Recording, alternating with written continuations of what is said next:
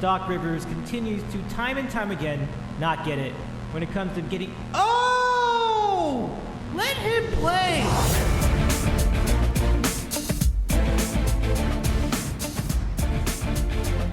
Good evening, sports fans, and a pleasure to have you here for the Sandwich Sports Show. Good to have you all back here on all the scenarios. Nice to see you again. I need to... This sign back here, I forgot to turn on. Oh my goodness. So sorry, but my name is Dave Medina. You also know me as Davey Eating a Sandwich on all the platforms. Twitter, TikTok, YouTube, and here on Twitch, of course, where we're streaming live tonight. And tonight we're going to have a really comprehensive golf recap. We'll be recapping a few events, including the most recent one, which was the Players. And that is an event won by Scottie Scheffler. And I'm going to get ahead of this right now. Oh, sorry. What an amazing mush by me. Good God. Let me explain. I was texting everybody Sunday morning that, oh man, this is going to be the night. This is going to be where Scottie Scheffler slips. And what happens? He ends up blowing everybody away, winning the entire tournament by, what was it? By 5 strokes. That damn thing was clinched at like the 8th hole. There's like through 2 hours where everybody was just playing out the string. I mean, that is going to be one of the bigger mushes of the decade for sure. Like, unbelievable. But let's go introduce our panel tonight. I mean, it's so great to see our friends back. It's great to talk golf again. We're here on Twitch, and we're going to be hanging out here. And after we're done, we're actually going to raid right out after we're done with our stream tonight. And then, but I would like to recommend another sports show, Robbie G Sports OTHP, which is also on Twitch. It's doing a tournament preview tonight, so check that out too later on if you can. We'll do our own tournament preview as well here on this program, but first let's say hi to everybody on our panel. Mike is back, John is back. Mike, let's go to you first. Welcome back. How's it going tonight? Good to see you, by the way. It's good to see you too, Dave. Since I was last on the show, you've become a Twitch star. I see you've got all this different branding going on now. Thanks, Mike. A relaunch of the program under a different name, but No, listen, I'm really happy for you. You were really one of the like most genuine, nice, and uniquely you have a unique personality, very engaging. So I'm glad to see that you've picked up a larger audience here who is also found it appealing. Well, thanks, Mike. That's really nice of you to say, and I just feel it's vindication for the work I've been doing all this time. You know, it is cool to see an audience for it now. Like it is really cool. Like I appreciate that very much, and I hope that you can join. I'm glad to have you for the ride. Honestly, Mike, this will be a fun like few months as we keep talking golf and doing other things as we go along. Let's go over to John, and John, welcome back. How's it going tonight? Yeah, Dave, thanks for having us back. Echo all the same thoughts as Mike. It's great to see how things have taken off with you here on Twitch. And yeah, I'm in for this golf segment once a month, like we had talked about. I think the last time we talked some golf was it was right before the Super Bowl, so it was like right before the Phoenix Open. So we can kind of, I mean, the players, there's not much to talk about. We can kind of recap like the last month of the tour and everything Yeah. else that's been kind of going on in the world of golf, because there's certainly been a lot. So definitely should be interesting to talk about that, and then some March Madness stuff later. So yeah, glad to be back, Dave. Thanks. Absolutely, and just to echo that from John, like John will stay with us after our golf coverage, and we'll get into the NCAA tournament preview. I think we'll be about done at roughly 10:30 Eastern time tonight. If anyone's curious as to what we're aiming for, but we can cover all that in that amount of time. So back to Mike. Yeah, I mean, what a win for Scottie. Like this is just an unbelievable like run that he had there, and he was really playing well all weekend. Honestly, like I mean, you know, yeah. After all, but when it all was said and done, he still shot 3 under after everything. Like it was pretty amazing stuff. And you know, he did have some challenges. Like I mean, MW Lee, I guess, did show his age. Like once he got to about the turn, and other folks tried to make a run, but it wasn't enough. But Mike, your thoughts on? And again, quick thoughts on the players. There was not much to talk about overall. Yeah, Scheffler showed here just how mentally strong he is. One of the I don't know if you watched all of Full Swing, Dave, but really the episode which focused on Scheffler a little bit, the guy just seems to be in such a great place mentally in terms of he knows what he can control. He seems to be very aware of how he reacts in different situations, what it does to his mindset, what it does to his body, and he knows how to react to it. And I think what contrasts him with a lot of golfers is that I think when you see players talk about, well, you know, I can only control this, I'm just going to focus on my game, they're almost trying to shy away from the moment, that they can't handle the enormity of it. So they get away with it by staying micro-focused at the immediate task at hand, pulling off a shot, whatever. He's not like that. He keeps himself in that mindset of, hey, I can only control my own game here, but he does so with a purpose to, yeah, but if I do that, I can win. He's not backing away from the moment.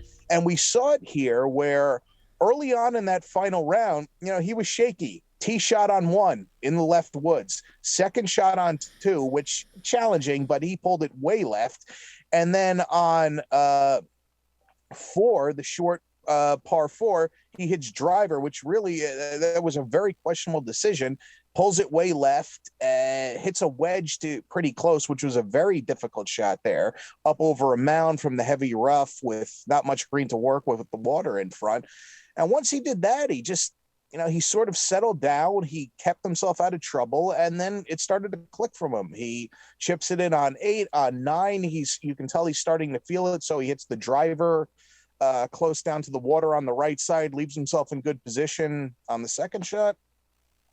And then on 12, just to show you how good he was feeling, that drivable par 4 with the water on the left, he pulls out his 3-wood, which is more than enough to get to the green, even though he was up by, I think, 2 or 3 shots at the time. And what did he do? He hit it exactly where you need to hit it. He just knew, you know what, I'm not going to go left here. It's the one result I can't have, and I'm not going to let it happen. So it just shows you where he is, that he's able to be a little bit off getting to the first tee and he's able to snap out of it. And that's something that if you ever heard Jack Nicklaus discuss, what really set him apart was he always emphasizes that I could make adjustments on the fly. If I went out and I knew something was a little bit off, I knew how to fix it. Scottie Scheffler seems to have that to some extent. And it's just been an incredible last 13 months for him, or a little bit more than 13 months. But since the beginning of like the last calendar year, this is now his 6th win.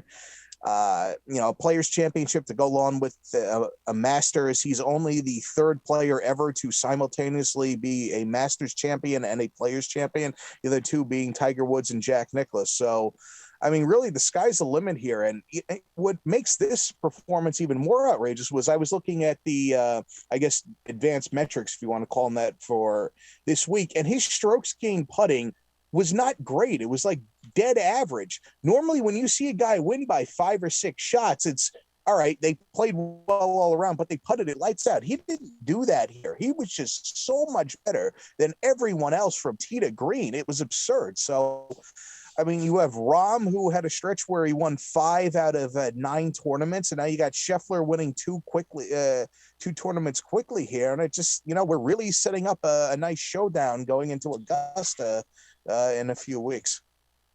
Yeah, I couldn't put that any better, Mike. I mean, it's a great place for him to be. Getting ready. That really gives great momentum going into the Masters. Absolutely. Back to John. I mean, let's get your quick hitters on the players as well. Yeah, maybe we can bring up Full Swing as like a separate topic of conversation, because that was a very interesting series for sure. But to Mike's point, like in that episode, I believe it was the Brooks Koepka episode that Scheffler was in. He made cameos in a bunch of different episodes, but like the difference, you could just see mentally between Koepka and Scheffler is just unbelievable, and you can tell why Koepka basically kind of has lost his game recently, because he's just a head case. Like he couldn't figure it out. Like he was all in like his own mind of like, why am I not good anymore? And this and that. And then they show Scheffler and he's just like, I'm just kind of here to play golf and do my best. And it's just going to kind of work out. And like, that's exactly like what you could see, like nothing phases the guy. And to go back to Mike's point about the advanced metrics, I have this site called Data Golf up right now. If you look at his tournament stats, for like the last 30 tournaments, he has not lost on approach or off the tee. It's unbelievable the ball striking this guy has. Like legit the number 1 player in the world when it comes to tee to green play. Even if he putts at like just a neutral, like an average tour player, he's going to win almost every single time with that ball striking. Where he's gotten into trouble, and we kind of saw it towards the end of last year, he started missing some of those short putts. That kind of burned him against McIlroy in the Tour Championship. We saw that at the end of the year. He also can be a little shaky off the tee at times. We have seen that. But the way his irons, he just recovers unbelievably. He's just right on point every single time. I mean, the dude is just an animal. The sky really is the limit for him, because he's got the mental game and he's got the technical game to go along with it. I mean, if you look at, I'm looking at this chart again, like it's literally green for like 30 straight tournaments of iron play and off the tee play. So, he's going to be obviously the favorite heading into the Masters, him and Rahm. You worry now about, I know McIlroy has played well, but like he hasn't gotten a win since the fall. You kind of hope that maybe he would have won at Bay Hill last week. That was a missed opportunity for him. If we want to talk about some of the other events, but yeah, Scheffler, he's kind of almost like Koepka from a few years ago, where like you knew when he got into the lead, like he wasn't going to give it up. And he's just phenomenal right now. You can't pick against the guy. So it's going to be an interesting showdown at Augusta between him and Rahm. Rory hopefully can get in the mix, and then we'll bring back the live players too for Augusta. So like Cam Smith, and probably the only guy that's really notable at this point to maybe be in contention. But yeah, it's going to be a good Masters. So just an incredible performance from Scottie. Yeah, with you, I totally echo all that. And And you spoke about Rahm too, and Rahm definitely has had a pretty solid start to the year. He had to pull out of this tournament due to my understanding with an illness, and but otherwise Rahm's been doing pretty solidly. Mike, any thoughts as far as what Rahm's scenario is, and we can even get into some other events from earlier in the calendar.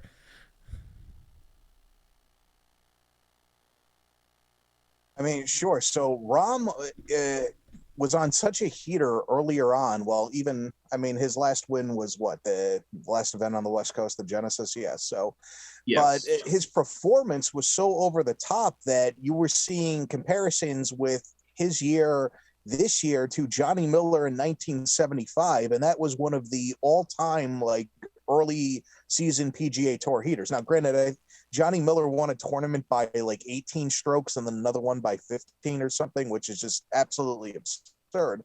But the point is that if you win 3 times before you even get to Florida, I mean, that puts you in some good historical company.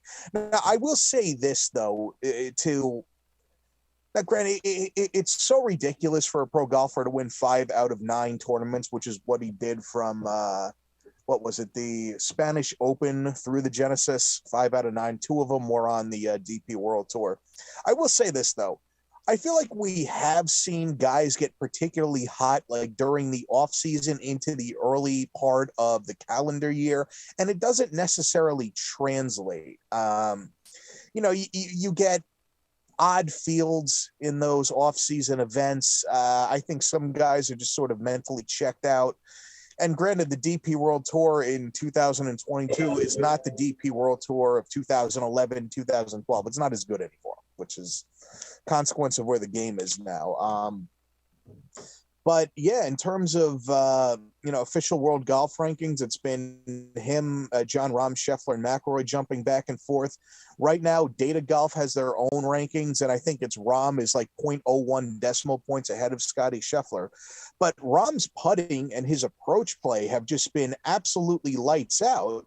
And when you think about going into Augusta National, with those very treacherous greens, and even though pretty much all the greens at Augusta are big, it's like you have to hit to the right section, and the right section is very small. The way he's hitting his irons and the way he's putting, really, you can just see that the aspects of his game that need to be going to do well at Augusta are there. So, yeah, even though Scheffler has stolen some of the limelight lately, the way Rahm is trending, although who knows what's going on with his illness? I don't know what he had. Maybe the flu, maybe he has COVID. I don't know, but I'm sure he'll be fine in a few weeks. Unless, of course, he's Patrick Reed, denies he's sick and ends up in the hospital, quote unquote. But You read that too. That's neither here nor there. No, so I read Shane, the guy who wrote Chasing or Slaying the Tiger, Shane Ryan, which was that book about 2014. He wrote a book about like the history of the Ryder Cup.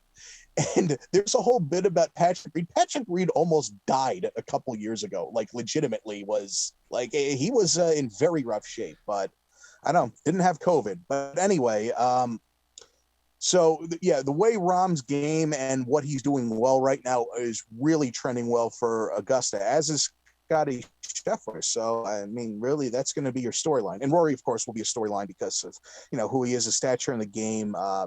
He did win a DP World Tour event so far this year at Dubai. So he has that going for him. But he seems a little bit off right now, distracted by some things. But, yeah, you'll have those 3. Those will be the 3 people people are talking about. And, 147-year-old golfer. If he plays. I think he will. It's inevitable that would be referenced at some point during this program, but yes, the 47-year-old. John, let's get your thoughts about the last month. I mean, we talked about the Genesis a little bit. We talked about some of the other events that happened, and Waste Management Open. That was like right before the Super Bowl. That was it's a fun one. Did not go to the playoff though, I don't believe. So a little different this year. But your thoughts, John? Yeah, it didn't go to the playoffs. Scheffler won again in Phoenix. I forget who came in second. I have to go back to the leaderboard, but I remember I had some bets that had a chance, and then Scheffler just like completely just steamrolled them. That's the problem with betting on the PGA Tour these days. It's like Yeah, like, do you really want to bet a guy at like 8-1 or 10-1? It's like, it's really not that great odds, but at the same time, these guys keep winning, and I'm wasting my money on people that are like 40 and 50-1. But that's neither here nor there. But yeah, Scheffler, a great performance in Phoenix right before the Super Bowl, kicking us off to there. And then you kind of had one of those, and we can get into the proposed like schedule changes, and kind of what the tour is thinking at this point. But there's a clear separation here between the designated and the non-designated events. And for those who aren't really kind of familiar with what's going on, like the quote designated events are ones with an extremely high purse, 20 million compared to, for example, the Honda Classic was a pretty weak field, and that only had a purse of like 9 million. So obviously the bigger players in Pebble Beach as well, to give you an example, only a $9 million purse. So the top players in the world are going to show up to these designated events. And I think the tour is actually requiring them to play all of them, except for like you can skip on one, I guess, or something like that. And then fill the rest of your schedule in with like 3 or 4 events. And it's basically creating like a scenario where they want all the top players to show up at a single tournament. They're actually making changes to this for next year, where these designated events are no longer going to have a cut. So there's going to be like 70 or 80 people, 80 golfers playing, no cut. It's going to be based off of the prior year's FedEx Cup points list. So this year, at the end of the season, the top 70, I think, are going to just automatically qualify for these designated events. And then what they're going to do is they're going to stagger them. So you'll have like 2 of them in a row, and then 3 non-designated events, and then 2 more. So it's just kind of a flow in the schedule. And then the other tour members who aren't part of those 70 can qualify by their play and their quality of play in the non-designated events. So like if you win one or you finish like top 5 in all 3, then okay, then you can play with the big boys in the next tournament and go for there. It kind of opens up a lot of different scenarios. Like this is kind of almost like what Liv is doing. It's like a cash grab essentially for the top players. I mean, I know they're allowing access to like kind of the lower, tour members to get in there, but at the same time, how many are really going to take that opportunity and like turn it into, a whole, like a win? Like it's pretty unlikely. So I get what they're doing. They're trying to put like the best players all together at the same time, but I disagree with removing the cut. I think at Phoenix, it was Scheffler and what's his name? Nick Taylor was kind of dueling him down the stretch, and that was really entertaining. And he wouldn't have been in these designated fields otherwise. You kind of like to see like the kind of the guy out of nowhere. And then just last week at Bay Hill, Kurt Kitayama, he was like 200-1 or something, and he wins the tournament. And I think he would have been as part of the top 70 because he had been doing pretty well in overseas events, and he had some good finishes on the tour. So I think he probably would have qualified. But my point being, I disagree with removing the cut from these events. I'm fine with keeping the big purses and having like, all the players congregate to these special tournaments. But you're almost like recreating the World Golf Championships, which everyone pretty much, they've kind of phased out. And it's like free cash and free world ranking points, and they're almost kind of mimicking Live Golf. But in any event, that's kind of my thoughts on like the new schedule. Interested to hear what Mike has to say about that after I finish. But yeah, so after Phoenix, we went to the Honda, which was an entertaining tournament. Chris Kirk won over just a complete journeyman, Eric Cole, in a playoff. That was so again, like these lesser fields can still be pretty entertaining. Just depending on the course and the way it plays out. So that was a pretty fun event. And then obviously I mentioned Kitayama winning at Bay Hill. And that tournament, man, that always delivers on Sunday. Like 7 or 8 guys could have won that down the stretch, and they're all just, feeling, to sound like Paul Azinger, they're feeling the pressure of the back 9 with all those holes like around the lake, and there's just all kinds of rough. The greens are just hard as a rock. You can't keep it on the putting surfaces, and they're super fast. And guys it was just a real test of wills. And I give credit to Kitayama. I did not think he was going to handle that. I think he made a triple bogey on like the 9th hole or 10th hole or something like that. And I thought he was done for, but he hung in there. And he made a couple birdies coming down the stretch, and he won it. And a lot of guys missed opportunities, like McIlroy, Harris English had a putt, and then Scheffler has a wedge in his hand on 18 at Bay Hill, and he ends up making a bogey, which you never saw coming from him. And then, of course, like he just completely blitzes the field this past week at the Players. So just goes to show you how mentally tough he is. Like any other guy would have been like, oh, maybe that's going to drag me down for like a month. It's like, nope, I'm just going to go out and take this $4.5 million prize at the Players Championship. So it's been a good stretch on tour the last month. But yeah, it's entertaining every week. And I think we've had some really good finishes, and this past event was really the only one that was like you could turn it off on the back nine basically, and you could put on the bracket show or college basketball or whatever. Like you really need to watch the back nine, no matter how badly NBC wanted him to hit it in the water on 17. It wasn't going to happen. Nah, I think even if he had he had enough of a cushion at that point, regardless. But just gives you an idea how built big a lead he had. So Mike, let's go back to you and get your thoughts on all the same scenarios. Definitely the tournament, the ideas for the tour changes, they don't seem to be popular from what I've been reading so far. Dave, if you've ever seen the movie Dirty Dancing, right? The last scene at the end where, of course, there's always don't put baby in a corner, but where the owner of the resort that's supposed to be set at, Mr. Kellerman, goes, it's like, it's all ending.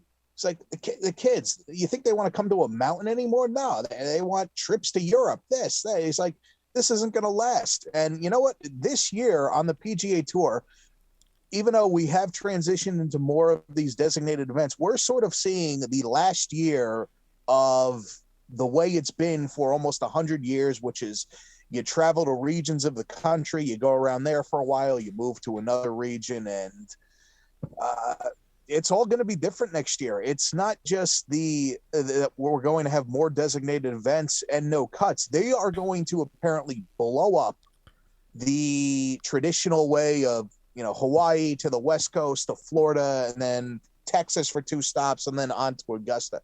That's gone, apparently. I've heard them say, that's really sort of an outdated way of doing things. And really, here's what I think you have going on here. And it's really emblematic of a lot of things that we see in society today. It's that what drives everything is how to maximize revenue. And the sponsors, at least, are of the opinion, and, listen, they're probably right. And just in terms purely, if you talk about maximizing revenue, that the way to do that is to create these limited field events where you guarantee that these big names are going to be around for 4 days. You can guarantee that they're going to get X amount of coverage time, and it makes it a more appealing package to sell to advertisers. And the sponsors have said, look, if you want us to pony up the money to put on these larger purchases, that's what you need to do. And look, if they just did the designated events with the 120, 130 people, I'd be fine with that. I really don't like this no cut thing. You want to have a handful of no cut events and basically say, well, look, we're kind of doing what we had with the WGCs. Okay, but they're going to have too many of them. And here's the problem with that, is that I know they've set up a path for people to be able to qualify for these events, but when you get into these no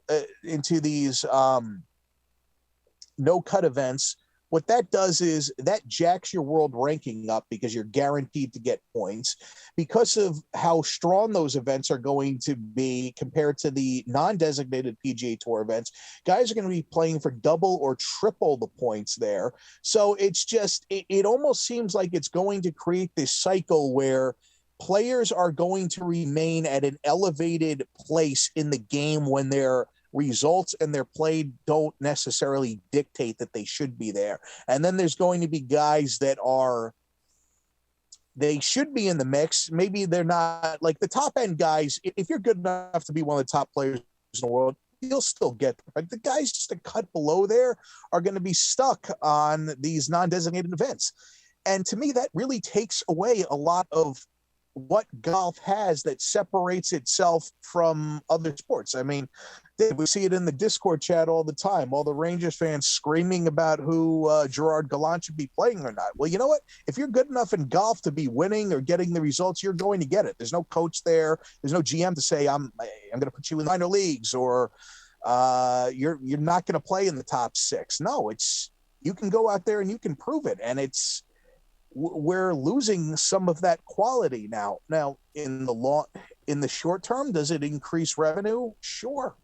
I'm sure it does. But in terms of where we're going with the game, is it the best thing for the game long term? I don't know. I really think golf, the regular season is almost exists as a filler, right? You don't necessarily the entertainment value a lot of times comes around from exciting finishes like we saw at the Honda Classic where no one was playing, but that ended up being a very fun couple of hours on Sunday to watch.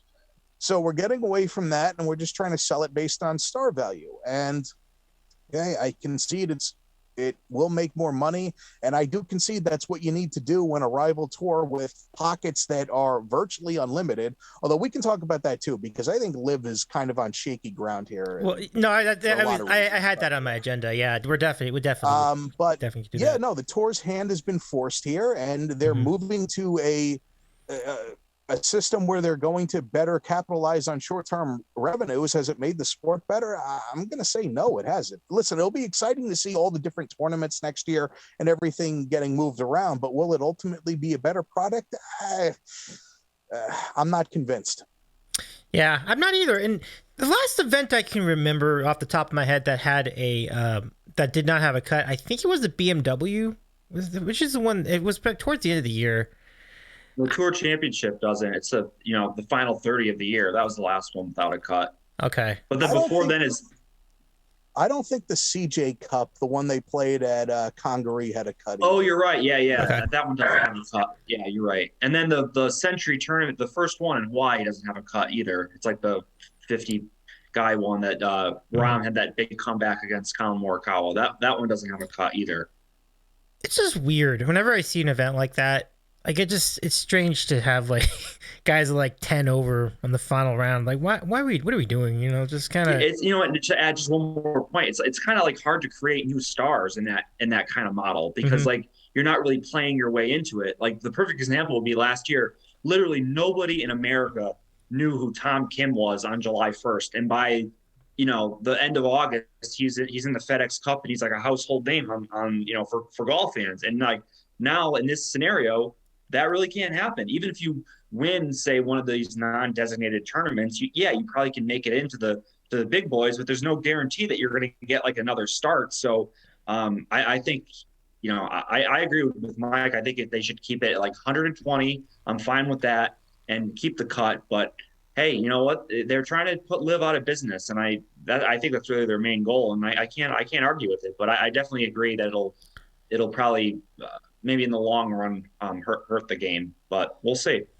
We will see. We can talk about Liv. I mean, I have the same instinct that Mike does. It does seem like it's on shaky ground at the moment, and I'm noticing that not a lot of people are attending these events. There has not really been the juice that I think they had hoped for. But Mike, let's give it to you. Let's get your assessment of the situation. So Liv started out with a lot of momentum. I mean, let's be honest. It was sort of up in the air, I know from the three of us talking, it's like, will this ever really get off the ground? And if it does, will it be a complete disaster? But it went from like being shaky in terms of it ever was going to happen to them then being like, listen, we're having a tournament in 5 weeks. And you're like, well, all right, this will be interesting. And you know what? They were ready to go. They had a good broadcast. They were prepared. And then, of course, Dustin Johnson's name got announced, and that was a big coup. And then Cameron Smith goes, Joaquin Neiman goes. But it seemed like Liv was in a position to poach a lot of guys off of the tour after the FedEx Cup ended, and then that just didn't happen. So it's like their momentum completely stalled out. They weren't able to get a favorable TV deal. They're on the CW now 2 days a week. but they're paying CW to broadcast their events. And then the other thing is that any CW station, which is affiliated with CBS, which it is in a whole bunch of major markets, are not showing it at all because CBS has a PGA Tour contract and it conflicts. So their ratings for their first event of the year, which you figure there should be some buzz for, they were basically nothing.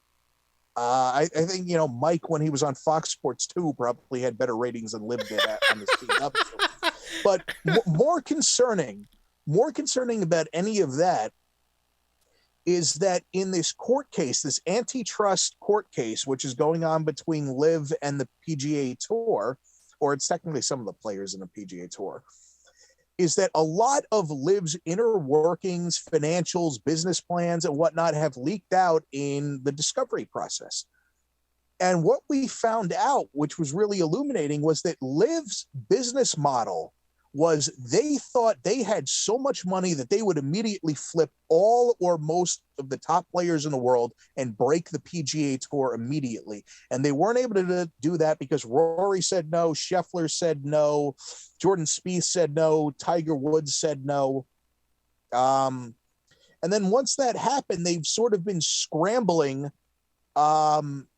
to move on to the secondary model, which the secondary model they have, it's not the worst idea in the world to try to get up the sign all these international players like a Joaquin Neiman, like a Cam Smith. But the problem is that the purses that they're paying out were designed basically to immediately break the tour and to have all the top players here. Now you just have a handful of good players, and then the rest of it is just mediocre, frankly, has-beens. So the product's not very good. And then you're hearing now these stories of they were paying for all the players' travel. They were paying for all the caddies' travel. And they're like, sorry, guys, we're not going to pay that anymore. So when you see these horrible television ratings, you see that their business plan has frankly failed. And then you're hearing also stuff in the court case that they tried to put it diplomatically and say they didn't make any money. They definitely lost a ton of money. I don't know how many years this is going to go on before the Saudis decide. Now, granted, what makes this very difficult to evaluate is that this is not a pure economic venture. It's not it is sports washing, but it's not sports washing in the sense that they're really doing it to try to make you forget about all the bad things about Saudi Arabia. What I read about it was that really the whole idea is for Saudi Arabia to sort of make themselves central in Western customs, society, and whatnot to elevate their profile amongst the world stage. So how much money are they willing to sink on this to do that? I don't know. No one really knows. But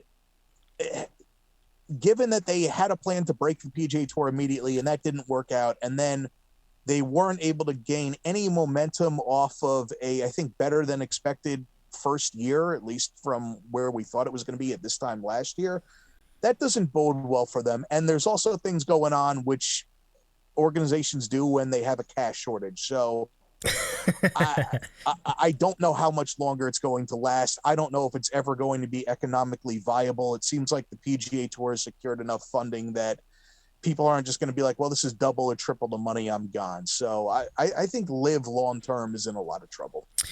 Very interesting. John, let's get your thoughts. Yeah, I can't disagree. I mean, their big signing recently was like Brendan Steele and Danny Lee. I mean, that's the best you can do. Like, what's going on here? Just fold up your tour. Like, yeah. And the ratings, it was like literally almost zero. It was like 0.03 or something, which is just horrific in terms of sports. Like most every other sport on TV beat it the first weekend. And honestly, the golf isn't terrible. Like, I watched it for a little bit. I mean, it's they're good players there. I mean, Charles Howell like dominated the first tournament of the year of all people. He can't win on the PGA Tour, but he dominates on Liv. But that's besides the point. It's just really odd to watch if you guys have watched it. It's just like really just funky, like the way they broadcast it, and it feels like to me, I think I texted this to our buddy Andy. It's almost like watching one of those high stake poker games. You know, like they're playing around and they're throwing bricks of cash on the table when they're playing poker. It's kind of like that. It's just like an exhibition of like rich guys just getting even richer. Basically, it means nothing.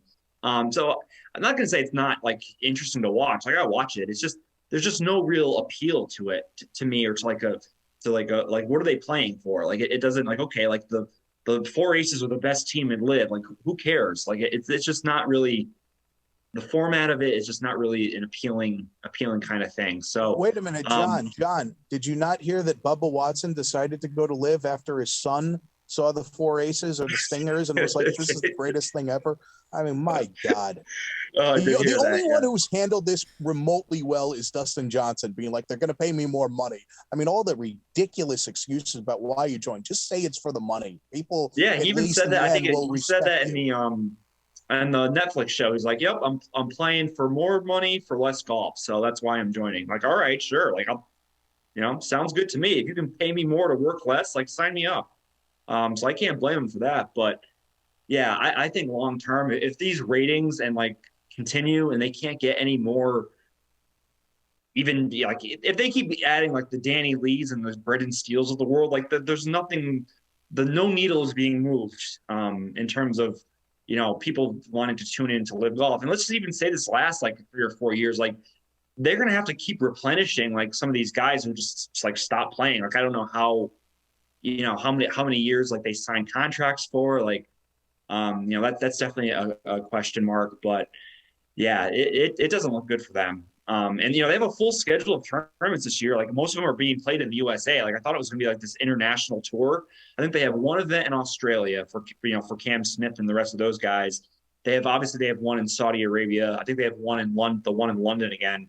And other than that, and maybe one in Singapore. I think looking at their schedule, but other than that, all their tournaments are in the USA. And I mean, kind of shame on the courses in the U.S. for signing up for this. I mean, I know 4 of them are with our former president, but other than those, like, I don't know why you want to be associated with this. But in any event, yeah, I don't know how long this is going to last. I would say, I can't make a definite prediction, but I give it like another like maybe 2 years, 3 years at most, and I think if there's no traction after that, I mean, I can't see this lasting much longer, especially if the PGA Tour keeps going with like the momentum that they have and kind of the changes that they've been making. So yeah, I think Liv is in some trouble. And like I said, I'll watch it. It's interesting to watch. It's just it doesn't really like move the needle or just like make you kind of be excited to watch it. I don't know.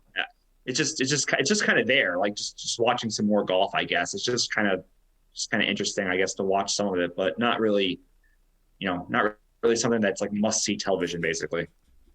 Yeah, I hear you. This idea of it not moving the needles is just making me think of the TMFR. I'll start making a league and streaming it on YouTube or something like that. Just sorry.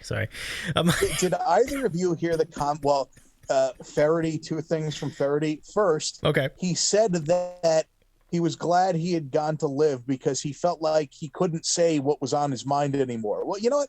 Why doesn't he try criticizing the royal family of Saudi Arabia on a live broadcast and see how that goes? And then the second thing is that Faraday said during the live event in Mexico that Greg Norman was the most famous athlete in the world while he was playing, which is granted, Greg Norman was extremely famous, but the problem with that is that his career like entirely overlaps with Michael Jordan. So how can you say he was the most famous athlete in the world? It's like, it's almost like, and I like John too, I'll throw live on if it's an exciting tournament down the stretch, I'll watch it. I mean, the Mexico one was a total dud because Howell was up by 5 or 6 shots. So it's like, all right, well, what's the point of this?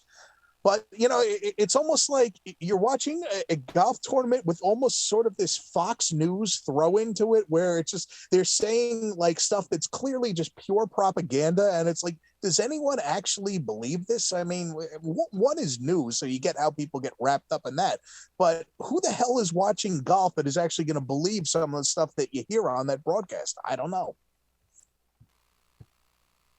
It's a very interesting time to live in, folks. It really, really, truly.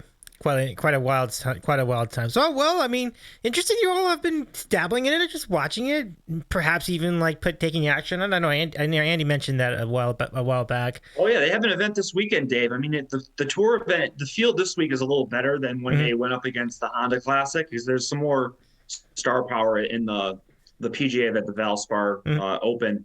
But yeah, I'll watch some of the Live this weekend in I believe they're in Arizona. Cool. Yeah, why not? I mean, two golf tournaments this weekend, sure. Absolutely right. Well, power to you on that. Absolutely. So anything else you want to get into as far as the golf? I mean, we mentioned there was a ruling on the balls, Mike, that you brought up, or maybe John brought it up in text earlier today. We can get into that, but then we could also look ahead too and see what's coming up. Can we talk about the Netflix show? Sorry to cut you off, absolutely. Dave. I feel like that's more interesting than the ball situation being revoked. No offense. No worries. It's all good. Yeah. So if anyone doesn't know, there's a show that just came out on Netflix called Full Swing. It was done by the creators of the F1 series Drive to Survive, which is basically like an insider's look of the PGA Tour. Like from behind the scenes, like from the player's perspective. So they did 8 episodes, and then each one has like a certain focus on a certain player. But intertwined in all of that, there's different cameos from a lot of different players. And I just said the show was excellent. Like, I really enjoyed it. I kind of wish that they would do some more episodes. Maybe they were just kind of like a trial period for this year, and they'll do more programming for the next season, because it's already been renewed. But some of my favorite episodes, I thought the first one with JT and Spieth, I really didn't enjoy that one. I thought that was probably the worst episode. The ones that I really liked were there's an episode with Rory, chronicling McIlroy and kind of the end of the year with him at the Open versus Cam Smith, and then the Tour Championship, and then everything like behind the scenes with him, basically being the front and center going up against Liv, and being the player representative. I really enjoyed that episode. The episode with Tony Finau and Colin Morikawa, that was a really good one. Basically how Finau is balancing like having basically traveling the PGA Tour with his wife and 5 kids, and how he's kind of balancing that versus playing good golf. And it's just funny how it worked out. Like, they're following him for the whole year, and like he goes through this stretch where he wins 2 tournaments back-to-back weeks, and you could see after he wins the first one how like he's talking about how people said it was a fluke, and like that motivated him even more to go win the next tournament the following week. So that was a fantastic episode. And I really like the one with Joel Damon, and he's like your typical journeyman tour player. And he's talking about how like he could have the talent to be like one of the best in the world, but just kind of mentally he's in a position where like, oh, someone's got to be the 70th best golfer in the world. Like, why not me? And it just shows you the difference between guys like that and then guys like, I talked about before, like Scheffler, who's like, just so mentally tough and focused and has the eye of the tiger, so to speak.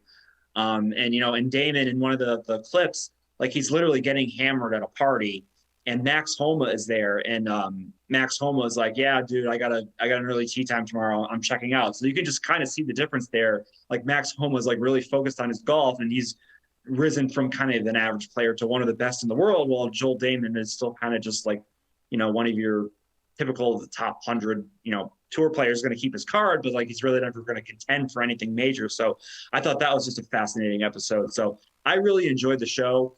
One criticism I did have of it is that they didn't really go in order of like the tournaments. So they would kind of like flip back and forth between tournaments throughout the schedule and the various episodes. Obviously not all the tournaments were covered because like they weren't following all the players, and frankly, not all the tournaments deserved an episode, but right. So that was kind of my one criticism. It kind of didn't go in order, but I thought it was a great show, and hopefully they follow some more players for next year, and we'll get some more content out of it. But I really enjoyed it. So that was my review of Full Swing. That's a really good recommendation, and John, and it's pretty cool to hear that. And Mike, I know you've been watching that show too. Yeah, Dave, I re-up with Netflix for a month just specifically so that I could watch the whole series. And the episodes that I enjoyed the most were actually the one that focused on Brooks Koepka and Ian Poulter. To me, that one was very eye-opening, just to see I mean, Brooks Koepka a few years ago, he won 4 majors in a 3-year span. Whenever he got in the mix at a big event, it just seemed like he was unflappable. And, he just had this attitude of, and he would say it in press conferences. Look, when I head into a big event, I know that I only need to be like 10 guys is like half of them going into the week will psych themselves out. The other half then won't play well. And then out of the half that aren't playing well, I know that half of those guys are going to wilt. And that leaves me with about 10. Wow. And to see a guy who had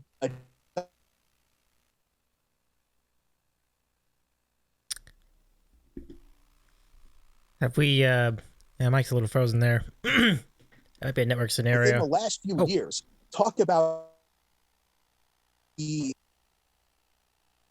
I frozen here? For a bit. I think you're back, though. Okay. Where did I cut off, or could you hear me? Trying to remember. John, do you remember where we was? Like something about... Yeah, you were talking about Poulter, and then it kind of cut off from there. Although him throwing the club in the locker room and being like, fuck, after he lost his match play event, that was great content, I have to say. Shit got real. That's pretty cool. But yeah, Mike, feel free to carry on. Yeah, so I was saying that Koepka, that to see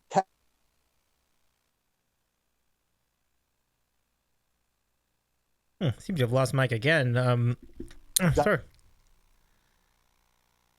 Oh, man. Golf to such an extent till he broke. Uh-oh. Mike's dropped off. Okay. Let's see if we can get it. We can get Mike back in just a minute, folks. Hold on a sec here. Try to get back. I think Mike's trying to reestablish, but let me do this. Hold on, John. Let me get you back over here while we get Mike back. Okay. Oh, Mike seems to be making a commit. Seems to be coming back, but oh, there you go. Hi, Mike. Do we have you? I guess the spirits that rule us do not want me to talk about full swing here. It's all right, Mike. Let me go ahead and let's just round out with a couple other things. I really loved the thoughts though. Like it was some good stuff. Hold on a sec. I know I use the term "good stuff" a lot, but but it really was like it was really cool. It's like I really appreciate you bringing that up. I didn't even know about the show. I mean, that's an awesome idea. Like I'd love to check that out. I remember seeing, I did not see the Formula One show, but I did see one on Le Mans that was on Netflix. It was really good too. Or no, I think that might have been that could have been Amazon Prime Video, but that was really good. So these kind of shows are great to me. Like I think that's great that this exists. Okay. So Mike, feel free to finish out any other thoughts as far as that or anything else you had in your mind. I guess I'll try to talk about Poulter for a second to see. See, Poulter always had this ability in like big stages, particularly in match play, the Ryder Cup, to psych himself up to a level where he could get more out of himself. And you could see in the episode that followed him, he was trying to do that in order to get his play back to a level where it needed to be, and he couldn't do it anymore. And you saw that boil over, as John mentioned, where he's throwing the clubs in the locker room. And it really gave you an eye-opener to why he actually went to live. He had this realization that I'm done. And, Koepka, which he shouldn't be having that realization, but it almost seemed like that was his thought too. So just it shows you how exacting and demanding the mental aspect of this game is, that guys who really, one of their strong suits, you would say, was their ability to persevere under tough circumstances, at least at the time they were filming that, were broken from that point. So that was particularly eye-opening. I liked Full Swing. I thought a lot of it was sort of geared towards a more casual fan, which, listen, I understand that's the audience they need to go to in order to, get the promotion and the budget costs for that and whatnot. But in terms of really something that gave you an eye-opening experience if you're watching golf every week, I really thought that, the Koepka Poulter episode just really brought out that aspect of just how grinding the mental aspect of the game is. That's pretty neat. Yeah, I mean, and it is kind of neat to see that up close, and whatever the sport is. So that's really neat. That is, they must have done a really good job based on what you all have been saying. So that's really well done. So we'll see. Yeah, I mean, there's got to be a second season, I'm sure. So I think that'll probably happen at some point. But Already renewed. Dave, it was only 8 episodes. They're only like, I don't know, 35, 40 minutes long. I would recommend it. You could just binge right through it on like a rainy day or something. So great call. Yeah, thanks, John. Okay, so I guess as far as golf, we can just look ahead then at this point. We have the Corrales Punta Cana Championship, which is always a beautiful looking. I think that's isn't that around? I'm trying to remember where that is. Like I was thinking it was around Cancun, but I'm not 100% sure. But then you got the WGC Match Play with Dell Technologies, and then the Valero. That'll lead us up to the Masters. So we have actually a rare opportunity to preview the Masters to an extent. So, Mike, I'll give it to you first, and feel free to look ahead and see what you got as far as the near future. So I guess the really big storyline in the near future is that the WGC Dell Match Play, that will be the last ever WGC Dell Match Play, and perhaps the last it's going to be the last currently scheduled match play event for the PGA Tour. They are not going to have match play starting in this with the new tournament structure, which is quite unfortunate, in terms of just seeing something different, the unique gambling aspect that the match play would give you. And, that was a good course too. It was quirky. It was different than really anything else you saw on the PGA Tour. So that's going by the wayside. So I guess enjoy it the best you can. Going into Augusta, I think I touched on a lot of that, what the stories will be going in.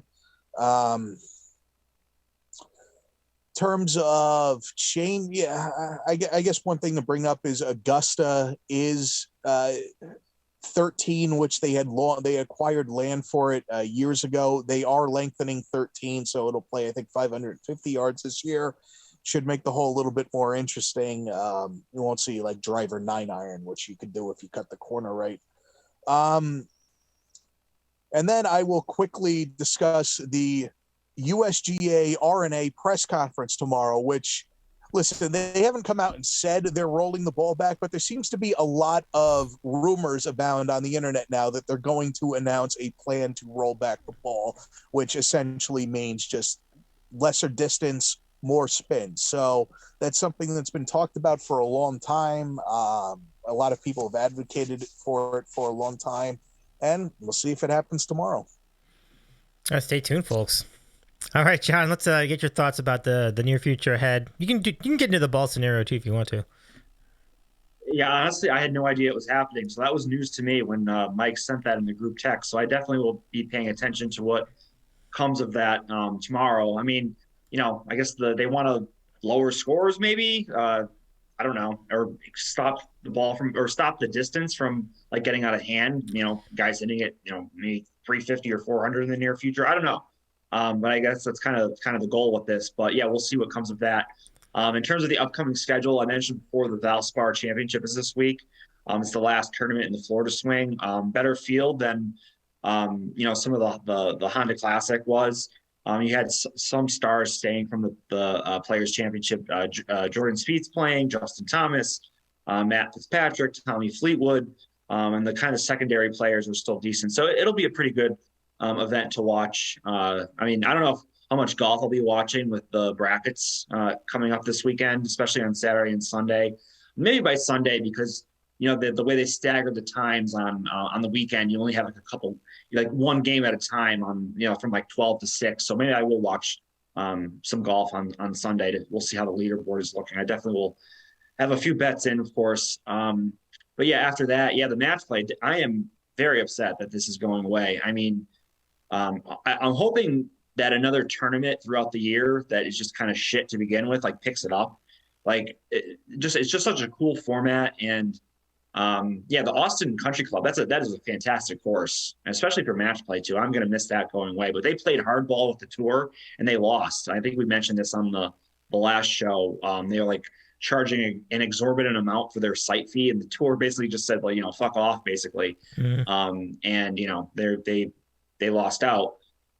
So I hope, why not like have the the John Deere Classic or the Rocket Mortgage Classic or some shit tournament like that. Like just adopt the match play. Like your tournament's going to be so much more interesting if you do that because of the format. But yeah, it's sad that it's going away. I did see the tours like having a team event, like a women's LPGA PGA event, like in December. Like they're already promoting that. Ricky Fowler is partnering with someone on the LPGA. That's already a new thing that's happening. So, I mean, the tour is all about having these different formats. Like one tournament should pick up this match play tournament. I'll be disappointed if it's not back next year or in the future. So we'll see. But yeah, after that we'll have the Texas Open. Again, there'll probably be not a great field, although in the past few years we've seen some bigger names play that as like kind of a prep for the major.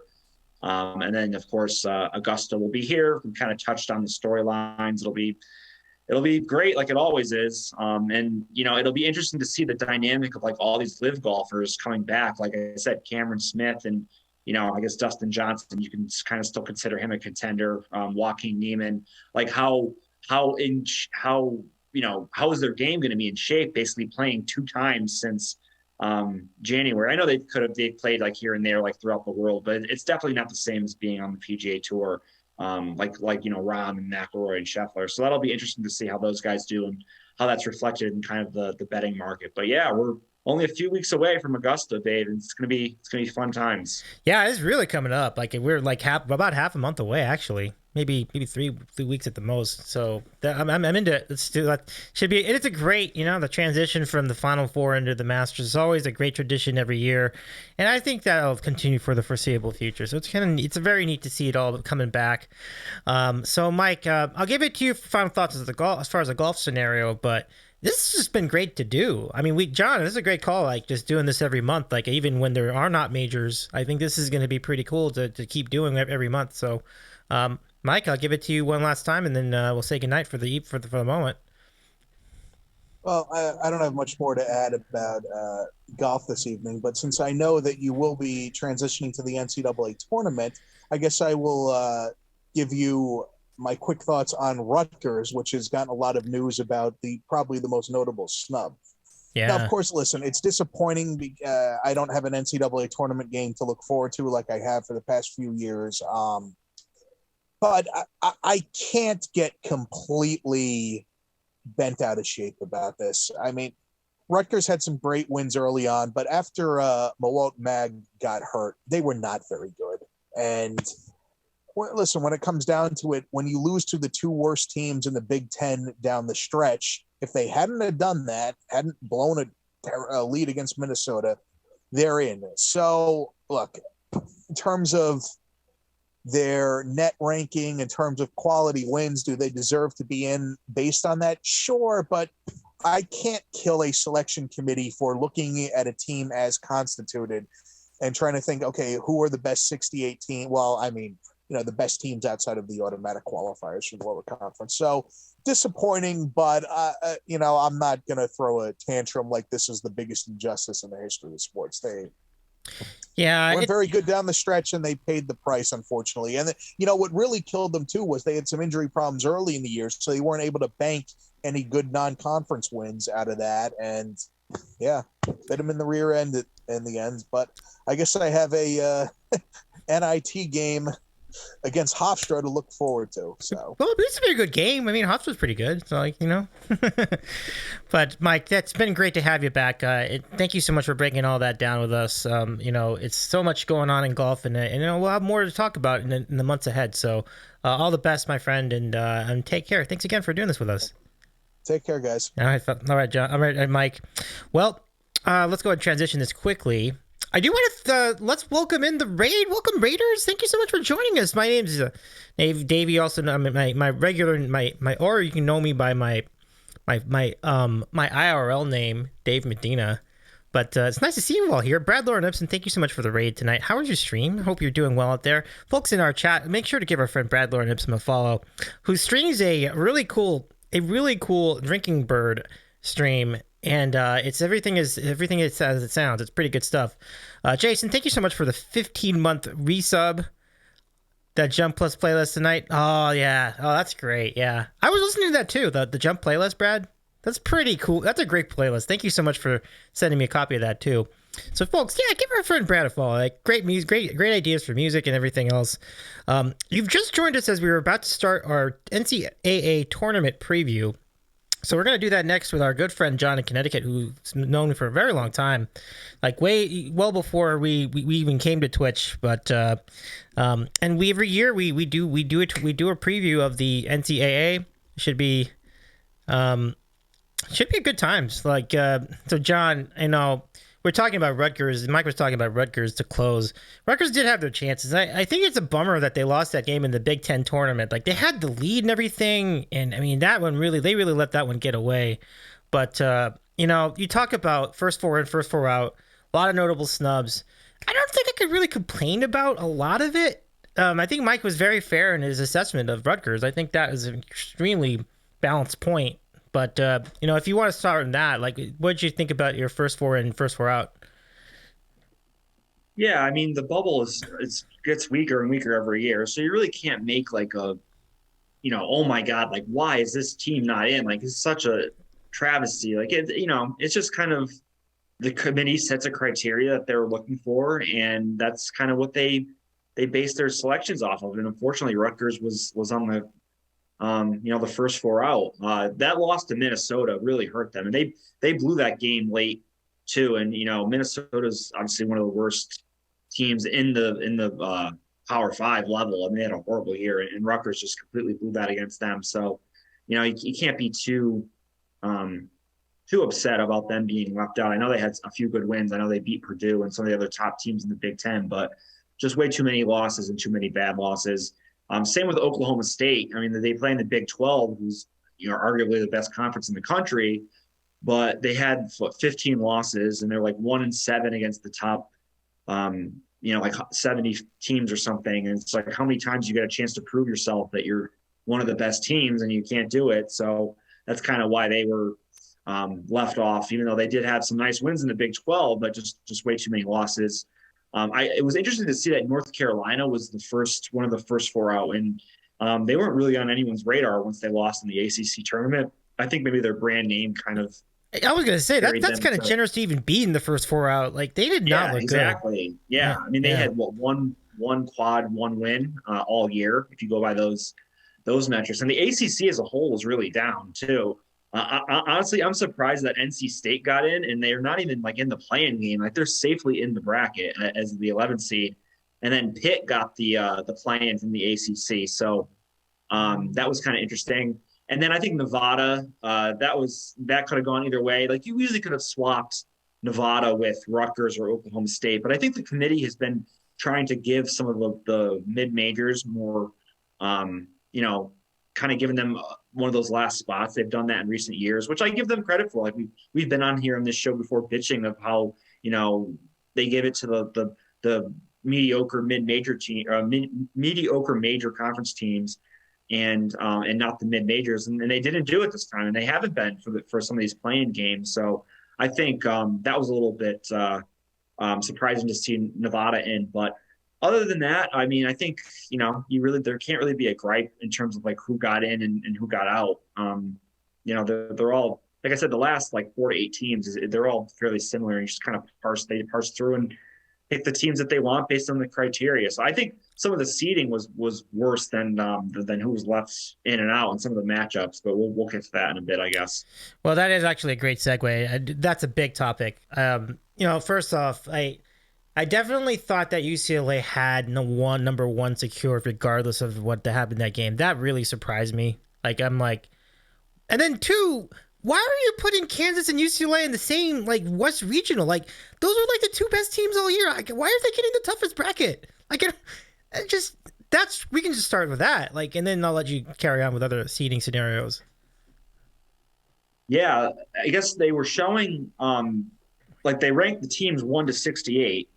The committee, and then they have to bracket them from there because of all the various bracket rules. You can't have 2 teams from the same conference playing in the next round. You can't have a rematch. You can't have all these different scenarios. And then you have to place the teams the top seeds kind of in a geographical favorable position. How Alabama is playing in Birmingham, for example, and they're their pods. So they have to consider all these different scenarios when they do the brackets. So, but if you look at this team seeded 1 to 68, the West region has like, like all of like the top like the top 1 seed, the top 2 seed, like the second 3 seed, the second 4 seed. So like they're when you sum up their rankings, it's much higher than any of the other regions. And then the East is the worst, which isn't surprising when you look at the teams that are there. So I thought the West you could make a case for like 5 or 6 of those teams. That bracket is absolutely just loaded. And then if you're in the Midwest bracket, I don't understand. And they talked about this on the show. Like, why did Houston go ahead of Kansas for the 1 seed? Like, it should be Houston in the West. And again, it could have something to do with these, bracketing rules and that they had to follow. But the amount of like quad 1, like if you go by the metrics, like quad 1 wins that Kansas had compared to Houston, it's not even close. And I know, and they both lost in their conference tournament finals. Houston had an injury to their point guard Sasser, so we don't know his status. So I just thought that was very surprising to have Houston ahead of Kansas on the 1 seed line. I thought those should have been flipped. A few other seeds that I really wasn't really sure about. Like why is Virginia a 4 seed? Like I wasn't really understanding that. Why is there's another one here. The game between Memphis and FAU, that's another thing that gets me is they match up these mid-major teams against each other and they say, oh, it's random. Like, no, it's not. Like this happens every single year. Like if any of those teams, if either Memphis or FAU weren't playing each other, I would almost consider either of them to go to like the Final Four because that East region is pretty wide open. But since they're playing each other, you can't really make that calculation because the game could go either way, and then you're out on your first try. So I hate how they seeded those 2 teams. Again, San Diego State and Charleston, 2 mid-majors playing against each other. I really don't understand that. Not sure why Xavier is a 3 seed. I don't know. I think they should have been maybe like a 5. Like I'm not really understanding that one either. Auburn is a 9 seed and they get to play in Birmingham in that same pod. Yeah, that's that Alabama is playing in. I'm not really sure about that. I agree with your point on UCLA. Like they could have been a 1 seed. I mean, okay, they lost like all their big men in the Pac-12 tournament, and they still almost beat Arizona. They really should have beaten Arizona. I mean, that just goes to show you. I wish Andy was here so he could rant on how like soft and fraudulent Arizona is. And he's not a fan of them this year. He's been following his Twitter, but I mean UCLA. It was extremely to me even like without those guards and like Arizona. I'm sorry, without their big men. And Arizona has 2 of the duo of best big men in the country in Tubelis and Ballo, and UCLA was hanging with them the entire game, and they really should have won. It was like they almost got better after Jalen Clark got hurt. I know maybe that's not going to be the case, over the course of a 6-game tournament here, but I thought UCLA could have gotten a 1 seed, but that's how it goes. Like some of the and again, like I think they have to make some of these changes just to play within the bracket rules and constrictions they have. But I thought some of this seeding was pretty messed up. I don't know what other thoughts that you had on some of these things. You hit a lot of the points. Like it's just interesting to see that, again, like you're talking about the 2 teams that I thought were the most consistent, most balanced teams the entire season. If for the 2 of us, that means like they're very, very consistent where it counts too. UCLA was one of the best covered teams all year. It didn't matter, home, road, whatever. They were great at covering the spread everywhere, and their defense was very good. Like I saw them in person twice. They dominated. They dominated 1 game. They were actually it was a little bit closer against Washington, but they have just been a very, very good team. They can execute when in crunch time. I mean, that just seemed it seemed unfair. I'm not even a fan of the team, and it just seemed unfair that a buzzer beater basically changes the difference between you getting a 2 seed and a 1 seed. Like it just I don't know, And Kansas is good. Like, I mean, certainly I don't have a problem with them being a higher overall number 1 seed, but that bothered me. Like, why didn't you make Houston like number 2? Houston struggled during much of that AAC tournament. Like, if you saw what they were doing against what was it, Tulane, with that one team that was They got blown out in the final against Memphis. Yeah, exactly. Memphis absolutely killed them. It was never a game. Like after like the first like 5 minutes. Yes, that's right. Like they were never in that game. It's I know Houston ranks like very well in terms of like the metrics and whatnot, and I can't you can't argue it. I mean, they're a really really good team, but just in terms of the resume and like who they played just in their conference, it doesn't add up to the Big 12 or the Pac 12 at all in the AAC. Yeah. The good news for Houston is, man, what a conference the Big 12 is going to be when they join for basketball. Man, that's going to be something. Yeah, that's gonna be a nice. Yeah, that's true. That's gonna be a nice transition for the Cougars. Yeah, that's good. That's pretty cool to see. And then the Big 12, as you mentioned, the Big 12 is losing a lot in football, but in basketball, that is going to be some conference. That's going to be a great time. That's going to be a great place. Yeah, adding those environments. So you add, you add Houston, Cincinnati. When Mick Cronin was there, I mean, that was a really good program. Yep. So they have the potential. And then BYU is just an insane environment to, like a home court advantage, and like, teams making that travel. That's going to be a real tough trip for these Big 12 teams. And then poor UCF with the doormat of the conference for a little bit in basketball. But hey, you know what? They didn't bring them along for basketball, so That's okay. That's all right. It's all right. Well, let's go look at this. So we've got the regions. We mentioned where everybody is. I'll go show everybody on the screen where everything is. So if you're watching this program on YouTube, you can see for yourself where everything is seated as we go through each regional. So let's begin with the South. And yeah, Bama caught fire at the end of the season. You got to give them a lot of credit for that. Like I could get on them. I'll be like, well, they really weren't themselves for about a week or so because of the Brandon Miller situation with the gun, and like that was just it's a little.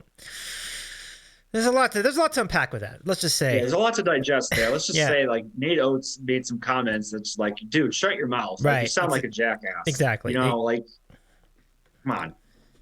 Yeah. Jamie, welcome in. What's going on? It's good to see you, Jamie. Let's give Jamie a shout out as well. And Jason with a comment earlier. We were talking about people complaining. We were talking about the last four in, first four out. Jason says, don't tell me what I can and can't do. I can get played all about who got in, who didn't make it. That's phenomenal. I love that comment. But Jamie, welcome. We got opinions for you, my friend. We are excited to share that with you, folks. Go for our friend Jamie a follow too. So here we are in the South, and it's for those of you who don't follow college basketball closely. We can tell you that yes, Bama has definitely got a lot of ceiling. Their defense is pretty good, but they ride that 3-pointer a lot. So. And the other thing about it is, Brad Miller, whatever his situation is definitely a really, really big prospect. Like he's not going to be like a top 5 pick in the NBA draft. He's really good. So this could be a big tournament for Miller. So I would say that it's fair to say that Bama is the team to beat. I love Andy's point about Arizona. There's Arizona right there. I don't know if I'm that big on them either. Their defense is not doing it for me. UCSB, give props to our boys UCSB. Like I'm like a pseudo UCSB fan, so big time props to the UCSB making Gauchos in the tournament again. Baylor is interesting. I think Baylor is pretty solid. I mean, I do like Baylor. Obviously they have a good coach and everything. They won the title not that long ago. So, a lot of respect to Baylor, but I don't have the complete same vibes.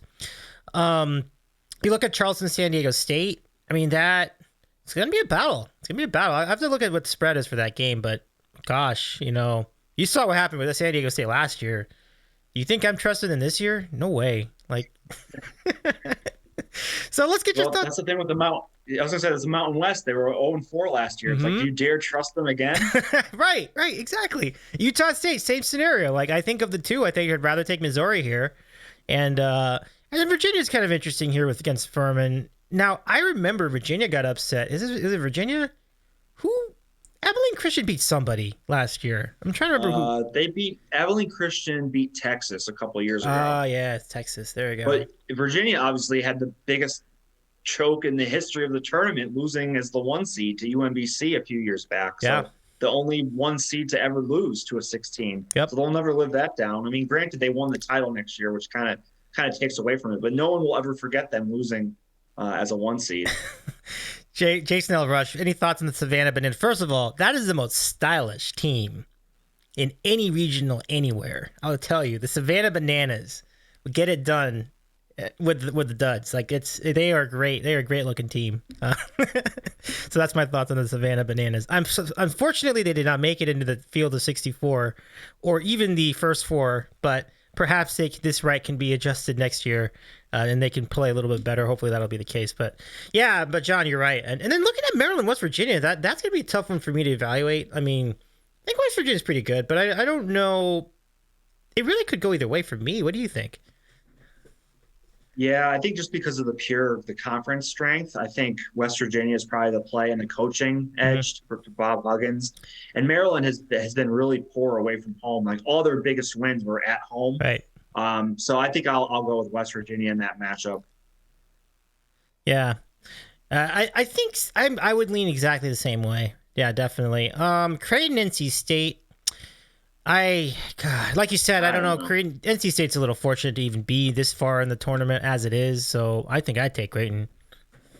Yeah, I would agree. But it's one of those weird things where like the team that's like, oh, you shouldn't be in. Like they just lost by 30 points to Clemson. They'll come out and have like the game of their life against Creighton. Like I could easily see that happen, even though on paper, like Creighton should win. So I got to think about that one a little bit. But yeah, the pure like basketball play would be Creighton, but like all the kind of intangibles that you kind of think about, maybe NC State is in the mix for a win, but again, like the ACC is pretty weak. That's a conference that I'm going to be looking to fade for the most part.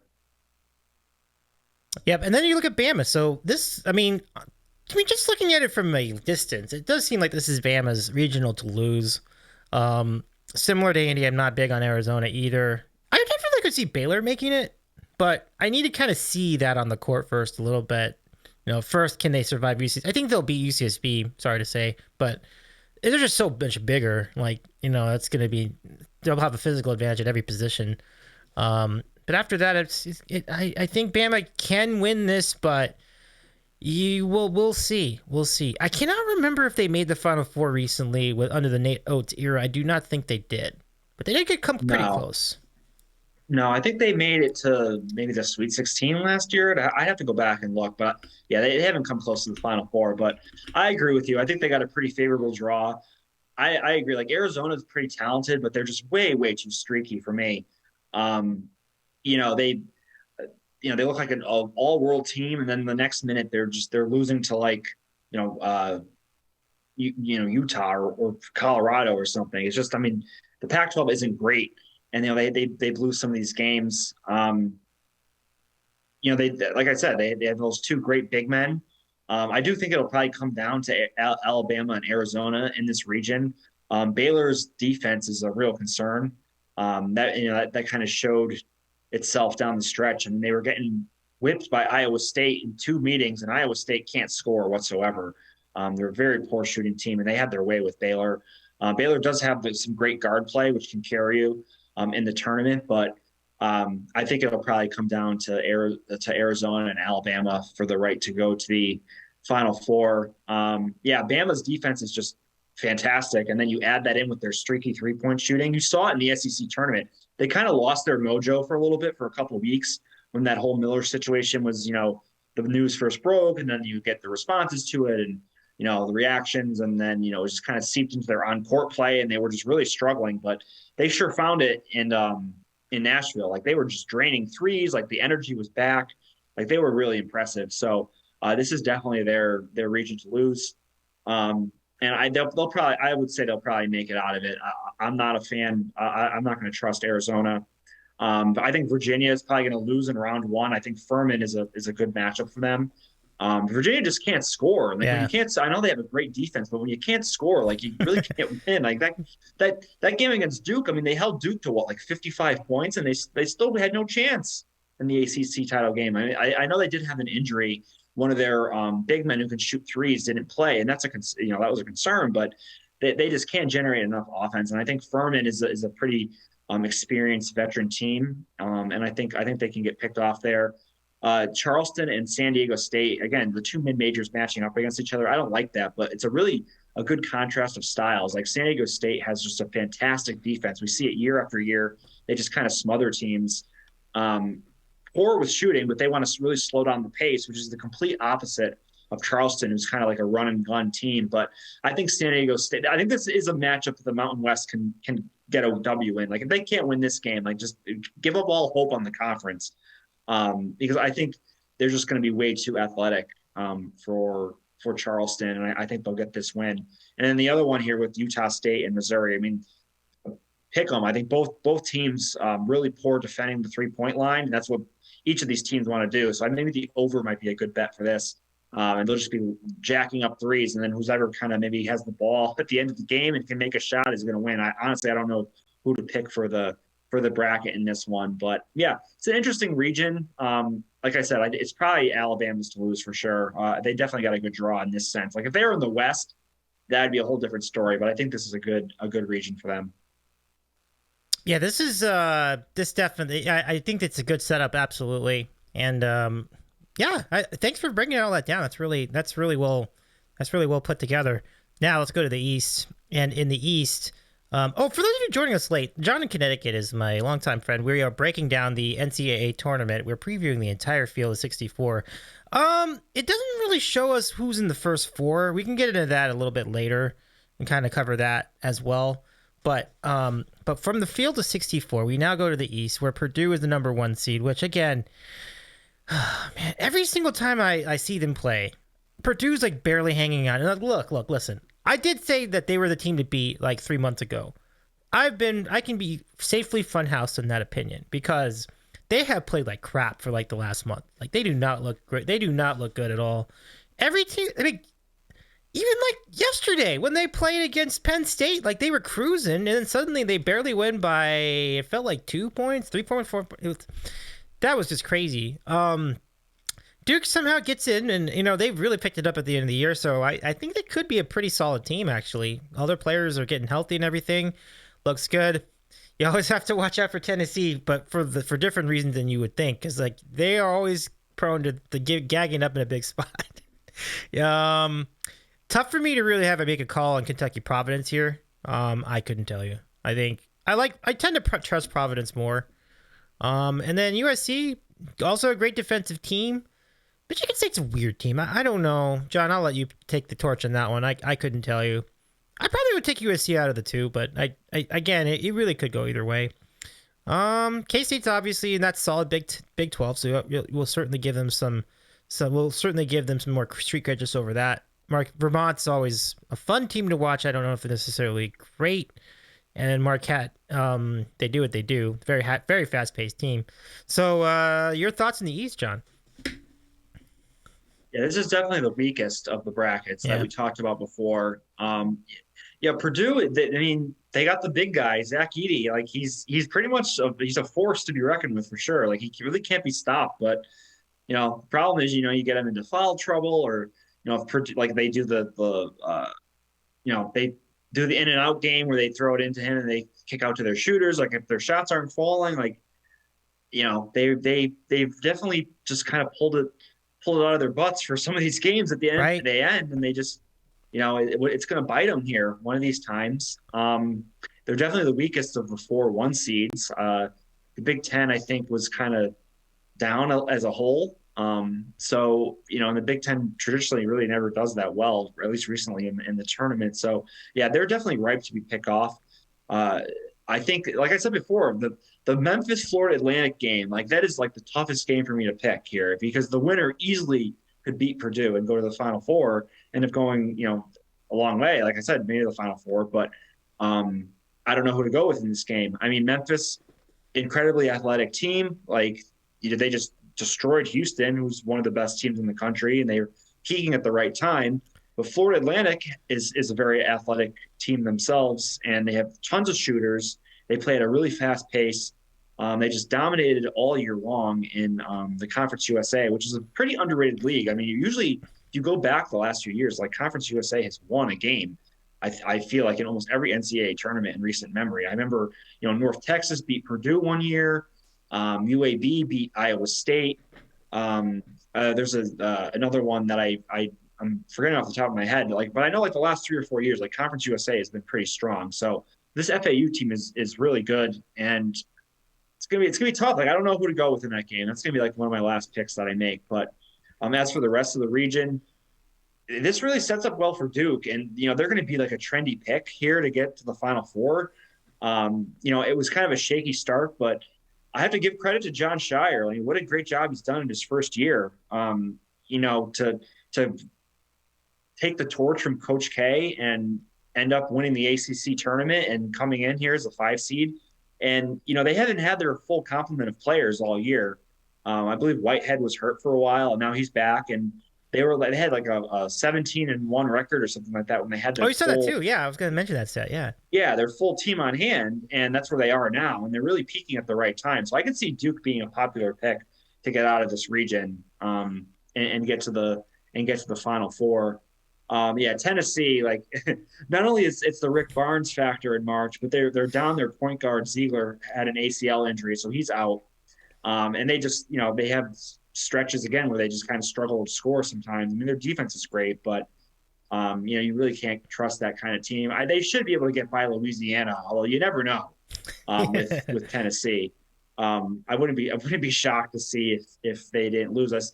It's certainly worth a wager with the spread for sure with Louisiana. That'd be my play. If it's double, that'd be my play. We're gonna go look at that game. I think the spread is 10. I'll probably take the plus. I'll take it. I'll probably take the plus 10. Yeah, I'll go with the plus 10. But I think Duke will probably beat them. But see, Duke has a tough game themselves. I mean, Oral Roberts. We remember their run from a couple of years ago to the Sweet 16. Max Asmus from that team is still there, and they have a bunch of other shooters. And again, they play at a really fast pace, and their shots are falling. They could beat Duke. So all these people on Duke, they could be gone in round one. That's why this tournament is so great. There wasn't a lot of bid stealers this year, especially in the mid-major conferences. So you're having a lot of really solid mid-major teams in this field, which makes for some great matchups. And then if you look at the bottom of the region, I don't know what to make of Marquette. They're a really good team, and they've clearly proven it. It's just I really don't know what to make of them. They were picked 9th in the Big East to start the year, and they ended up winning the whole thing. Shaka Smart's a really good coach. I mean, remember him from his run at VCU, taking them to the Final Four. That kind of pressure, high pressure style of play, full court pressure is what I'm trying to say. They have as good a chance as anyone here to make it out. I mean, they've clearly proven themselves to be one of the better teams in the country. But again, I think Duke might be the play here, and I hate to say that. I'm not a huge Duke guy, but they're just kind of staring at you there as the 5 seed. They just need to get by Oral Roberts. That's gonna be a tough game. I think the spread's only 5 or 6 on that one, so it just kind of shows you how much respect that Oral Roberts is getting. And you mentioned USC, Michigan State. I'll probably go with USC there. I'm just not a fan of some of these Big Ten teams, and Izzo does get a lot of credit for what he's done in March, but he's also had some pretty bad flameouts too. So I'll probably go with USC just for kind of a mini upset. And then, Kentucky is really talented. I mean, you can't discount them maybe making a Final Four run. I mean, they always have the players there. It's just, they seem to get picked off. It seems remember St. Peter's last year got them. Calipari seems to have some issues in these games recently. The good news for them is Providence really struggled down the stretch. True. And that could be problematic for them. We do like the Providence coach Cooley, but that could be a tough matchup. But honestly, it wouldn't surprise me if Providence won either, if they just kind of rallied for this one game, just because Kentucky has struggled sometimes. But so this is a very interesting region. I could see a number of teams coming out of this, but I think at the end of the day, I'll probably end up going with Duke. I mentioned Kansas State. I mean, they're a solid Big 12 team for sure. Jerome Tang's first year, again, another team not really picked to do much of anything, and here they are as a 3 seed in the tournament. But they're another team very, very dependent on their home court advantage. So we'll see what they do when they get into kind of these neutral sites. So I don't know if I can trust them, winning so many games on a neutral court. But yeah, this is definitely the weakest region. And if I had to pick here, I'll probably stick with Duke. But man, it's really tempting to go with like a big upset here, like Memphis or Florida Atlantic to really make some noise here. Yeah, you're spot on with it. That really the only thing anyone can really have a consensus is that Purdue's not going to get there. Pretty much, and Tennessee's not making it past the first weekend. Right, That's about it. So with that all set up, let's go to the Midwest. And next we have Houston, which again we both agree they are fortunate to get this 1 seed, but credit to them, there they are. They're number 1. Texas is number 2. Now Texas had a strange year because their coach got fired in the middle of it because of domestic abuse. I'm presuming at this point allegations or maybe even actual evidence. They had to get an interim. They finished strong. I mean, the talent on the court is certainly very good. It's just a strange team for me to evaluate at this point. It's going to be interesting. I mean, certainly you think they'd have enough to get out of the first weekend. Let me just do a quick hitters on this. So you're talking about a lot of teams that we don't trust in the Big Ten. Here's the one team I do trust. Penn State has been one of my favorite teams in that conference. They've been very, very good at staying in games. They've covered a lot of. I know it's always return comes around to betting at some point, but they've been interesting. Like they haven't won a lot of these games, but they stayed in almost all of them. So this is going to be an interesting matchup between them and A&M. Who knows? A&M might be too much for them. Like, it's hard to say. I mean, obviously, you're not going to go by yesterday. A&M was completely destroyed by Bama yesterday. I'm not going to go with that. Here comes where some of the excitement could happen. Indiana, number 1. Okay. I just don't trust these guys at all. Like, you take them away from their home court. I'm with you, Dave. Right? Like, not feeling them. I'm not feeling Iowa. Are you kidding me? And and then Xavier... Sean Miller in a big spot is not my jam. I don't enjoy Sean Miller in a big spot. So let's get your thoughts on the Midwest. Yeah, this is going to be a good one. I think we could see a scenario here where we have the rare 12 versus 13 matchup in the second round. I think Kent State could easily beat Indiana. Mm-hmm. If you followed the season, Kent State lost to Houston by like 4 points in December, and then they went to Gonzaga and they were in that game with like 10 minutes left. Kent State is a really good team from the MAC. They play defense. They can spread the floor and shoot. They were really, really impressive. I watched their game on Saturday night against Toledo. I could not have been more impressed with Kent State. And yeah, I don't trust this Indiana team. I know they have a superstar with Trace Jackson Davis, but I think Kent State can easily win this game. The spread is like a 13-4 game, and the spread is like 4 points. Like, I mean, it's like almost a pick 'em on a neutral floor. A couple possession games. So I'm on Kent State, and then Miami and Drake. Like, Drake is the most experienced team in college basketball. They're showing their lineup, and the youngest guy was like 23. Like, it was unbelievable. Wow. The experience that this team has. And they missed out last year in the NBC Missouri Valley Conference Final, and they got redemption this year, and they're just on a tear. Can shoot with the best of them. Miami's defense is really struggling, and they have an injury concern with one of their big men. I know Miami's guards are really good with I forgot the guy's name, Pack, and the other guy there, drawing a blank on his name. But they have some really good guards.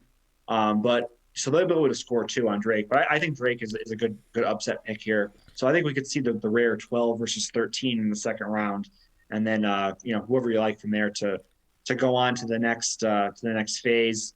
Like I mentioned before, like I'm not really sure why Xavier is a 3 seed, like why they're getting so much respect, but not a huge fan of them. Like they also have an injury concern. Their center Fremantle has been hurt. We have to check on his status.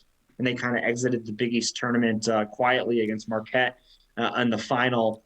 And then, Dave, your Texas A&M Penn State game, interesting clash of styles. Like Penn State, they they really shoot well. Their coach there has done a really nice job. You don't see Penn State really get into the tournament too often. And then A&M is just kind of plays like a really bruising style of play, just really trying to get to the rim and make foul shots and get rebounds is basically like how they win games. Like they're not really a good shooting team, but I think you can probably get away with that maybe against Penn State, who's just kind of relying on the 3-point line. But yeah, that's kind of a fascinating game. I'm not really sure where to go in that one. And then you have Iowa and Auburn. I'll probably go with Auburn just because the game's in Birmingham. Yep. Like I said before, like I don't know how they got that advantage, but hey, you get Iowa away from home, where Iowa, if they played the whole tournament in Iowa City, Iowa might win the national championship. Like that's how good they are shooting at home. Mm-hmm. I don't know if you remember the game against Michigan State a few weeks ago when they were literally down like 10 points with 30 seconds left and they somehow got it to overtime. Yeah, you're right. They covered the spread in overtime.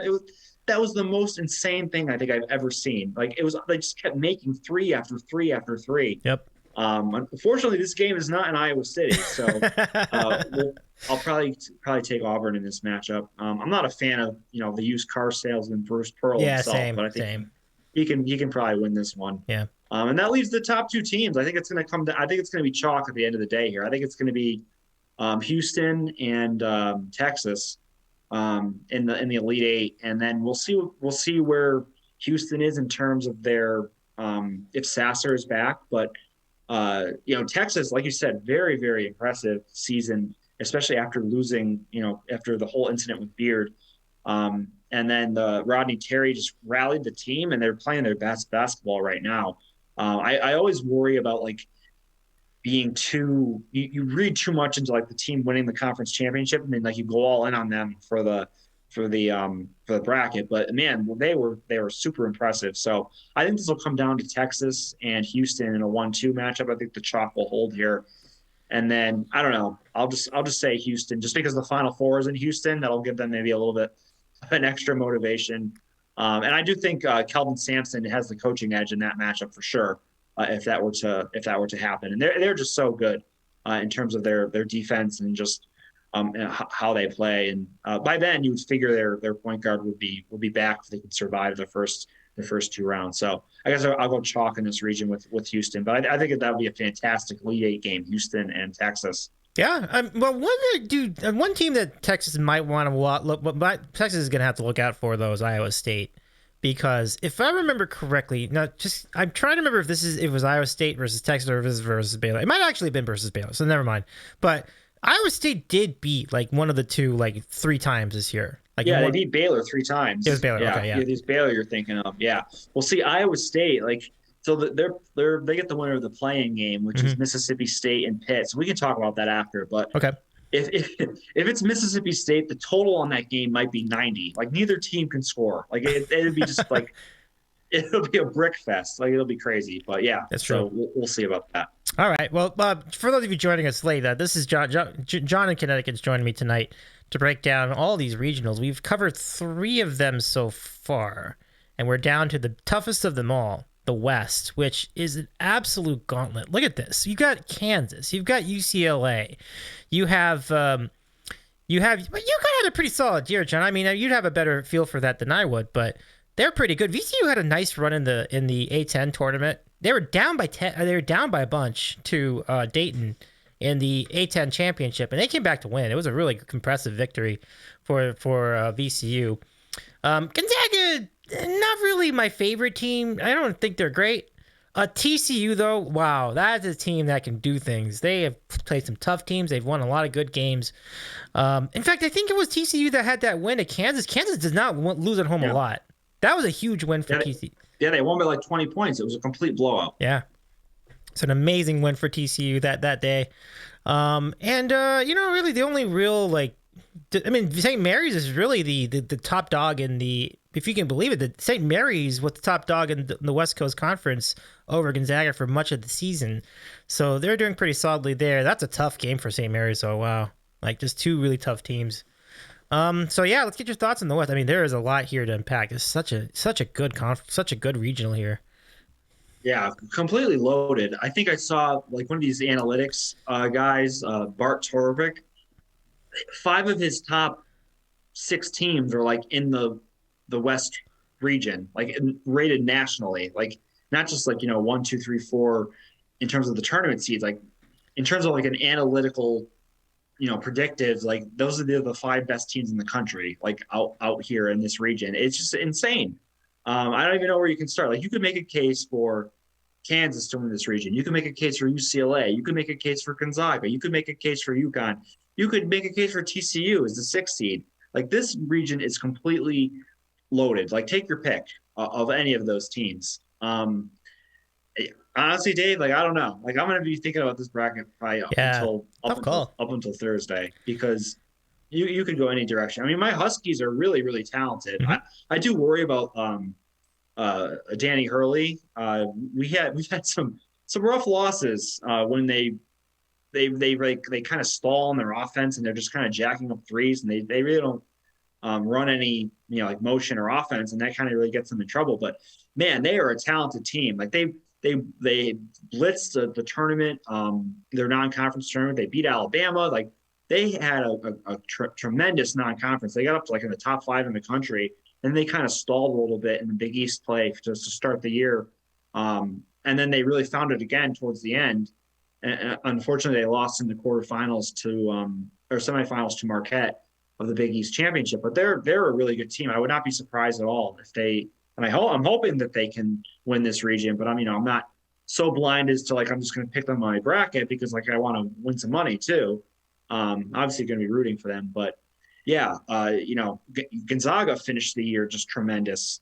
They ended up the same as it always was. They ended up winning the West Coast Conference tournament, even though St. Mary's had a fantastic year, and they split with Gonzaga during the regular season anyway. And they always play a very kind of grinding style of play, and it's kind of a tough thing to deal with for a lot of teams. But they work it to perfection, and they're really solid. And then of course you have Kansas, who's super talented, and Bill Self has been in this position time and over again as one of the top seeds, and so he knows how to get it done in March. And then we mentioned before with UCLA, just super talented team, experience from that Final Four run with Tiger Campbell and Jaime Jaquez.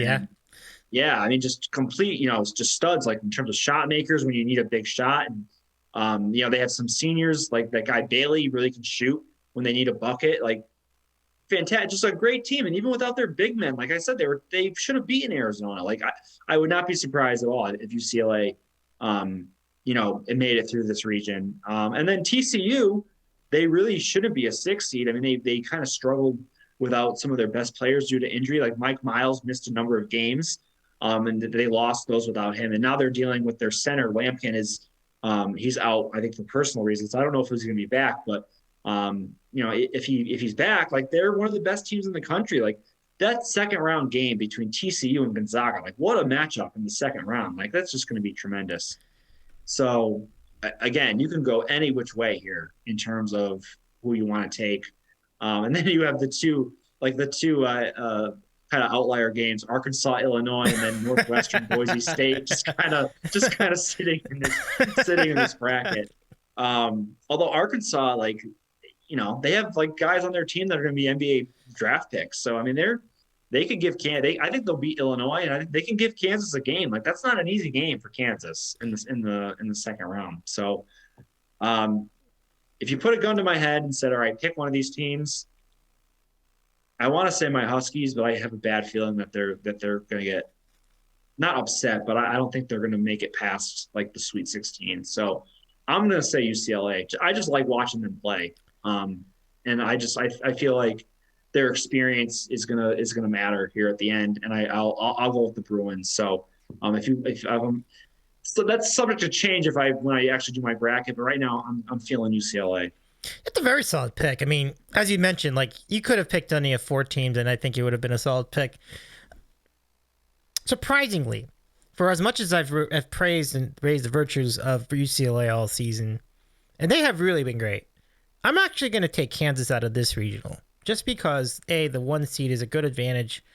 I also agree on the Arkansas point. Like the next time that Brad Underwood wins a big game is going to be the first time. So I'm not. Oh yeah, yeah. I learned my lesson when they lost to They were the 1 seed a couple years ago, and they lost to Loyola Chicago. Loyola I remember Chicago. that game vividly. That was just horrific. Never again with that guy. Absolutely. So, we're kind of done with them. So, so with that in mind, I think whoever comes out of there, I do think Kansas will find their way out. Gosh, yeah, they'll have a tough road, no doubt. Like they get out of the first weekend, and then they're going to be playing either St. Mary's, VCU, Connecticut, or Iona. Well, Iona, I don't think we have to worry. Well, no, I don't want to say that. Well, I don't want to say that. Don't put that mush out there, Dave. I don't want to say that. I don't want to say that. Never. And besides, Slick Rick Pitino. You never know what he's got up his sleeve. You never know with Rick Pitino. He's a great coach. Like I'm not going to say that. Like so. But then the other side of the regional is even tougher than this side of the regional is. It's an amazing region. Good luck to anybody, including yourself, like filling out that bracket. Yeah. Like, you know what? You know where I want to be is in Las Vegas, because that's where this regional is. That's the West Regional is in Vegas. Can you imagine like those four teams there? Man, what a time to be in Vegas. I'd love to be there just to watch that. That Thursday night of action or whenever that regional's being played. Oh, so true. Wow, what a spot. What a spot. You're right, John. That's gonna be great. Overall, but thank you for the 20-month resub. So Sprots, I appreciate you. Welcome in. It's good to see you tonight. Yeah, this is phenomenal. So there it is. We've covered all the regionals. Let's go into the first four as a little bit too, because I wonder if remember last year UCLA made a Final Four run out of the first four, so it can absolutely. VCU did too. One of the first years that it happened. That's right. They did. VCU had a great. Yeah, that was they're like one of the first years of the first four too. Yep. That's beautiful. Yeah. So let me just quickly pull this up. We'll take a look at the first four this year. Give me Wednesday, Tuesday. I think it's gonna be what? Tuesday, Wednesday? Yeah. Okay. Yeah, tomorrow and Wednesday. All right, here we go. So we're gonna hear the first. I mean, the 16-16 is whatever it is. I think Texas Southern making it even as a 16-16 is pretty weak. They had the lowest win total in quite some time out of any team. They had 20 losses, but hey, you know what? They won their conference tournaments. You know what? Put them in. It is what it is. Yeah, but they've been there. Like the experience of being in that position really showed, because they've won their conference the last couple of years. So they used that, and they were able to handle the pressure and defeat the other teams in their conference, and they earned the trip. So hey, they earned a trip here, and they can win some money for their conference if they can beat Fairleigh Dickinson. I mean, the NEC's not a great conference, so I think that's a game on Wednesday night. I love it. We can do that in a second, but first let's go look at the 11-11 matchup: Pittsburgh versus Mississippi State. Now, this is interesting. I mean, Pitt flopped big time in the Big Ten. I couldn't. This is a tough call for me. What do you think? Yeah, this is tough. I'm not a fan of the ACC, but like I said, Mississippi State really struggles on the offensive side of the ball. I'll go with Mississippi State just because I think the ACC is just really weak. SEC a little bit better. Really no rhyme or reason to it. I do like the Mississippi State coach, Chris Jans. He came over from New Mexico State, and if you remember, they had some really good upsets in the NCAA tournament. They beat my Huskies last year, which was just awful for me, but he's a really good coach. And I just think they're going to be a little more physical than Pitt. And I'll take Mississippi State. I think it's like a pick 'em line, maybe -1 or 2. So we'll go with the Bulldogs in that matchup. And partially because I want to see that Iowa State, Mississippi State game and what the total will be. Like I said, I think it'll probably be 100. So I kind of want to see that matchup. That is going to be epic. All right, so let's go to Wednesday's first four action. We mentioned Texas Southern versus Fairleigh Dickinson. Yeah, I mean, it's probably going to be a small point spread. I don't have spreads for any of these matchups on me, but I can pull them up, Dave. Okay.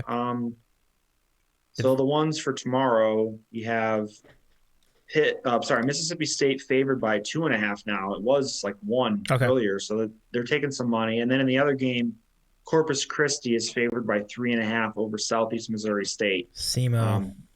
Not going to say I know a ton about those teams. It looks like the over could be a good bet, just based on kind of the scores from SEMO. Plays a lot of the games in 80s and 90s. I'll have to look into some stats for that game. But, yeah, those are the spreads for tomorrow. And then Wednesday, here you go. Texas Southern with 20 losses is favored, Dave, over Fairleigh Dickinson. That's funny.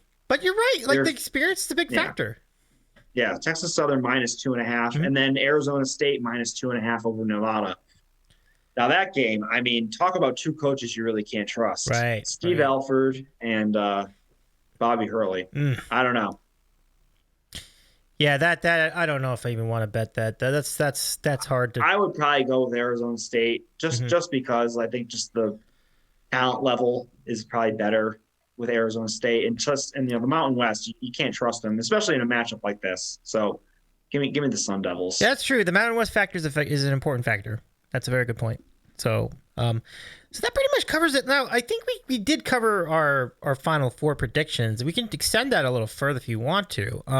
So just to recap, now I can give you what I picked for the Final Four. I have, and I'm gonna pull up my own bracket just so I make sure I have this accurately.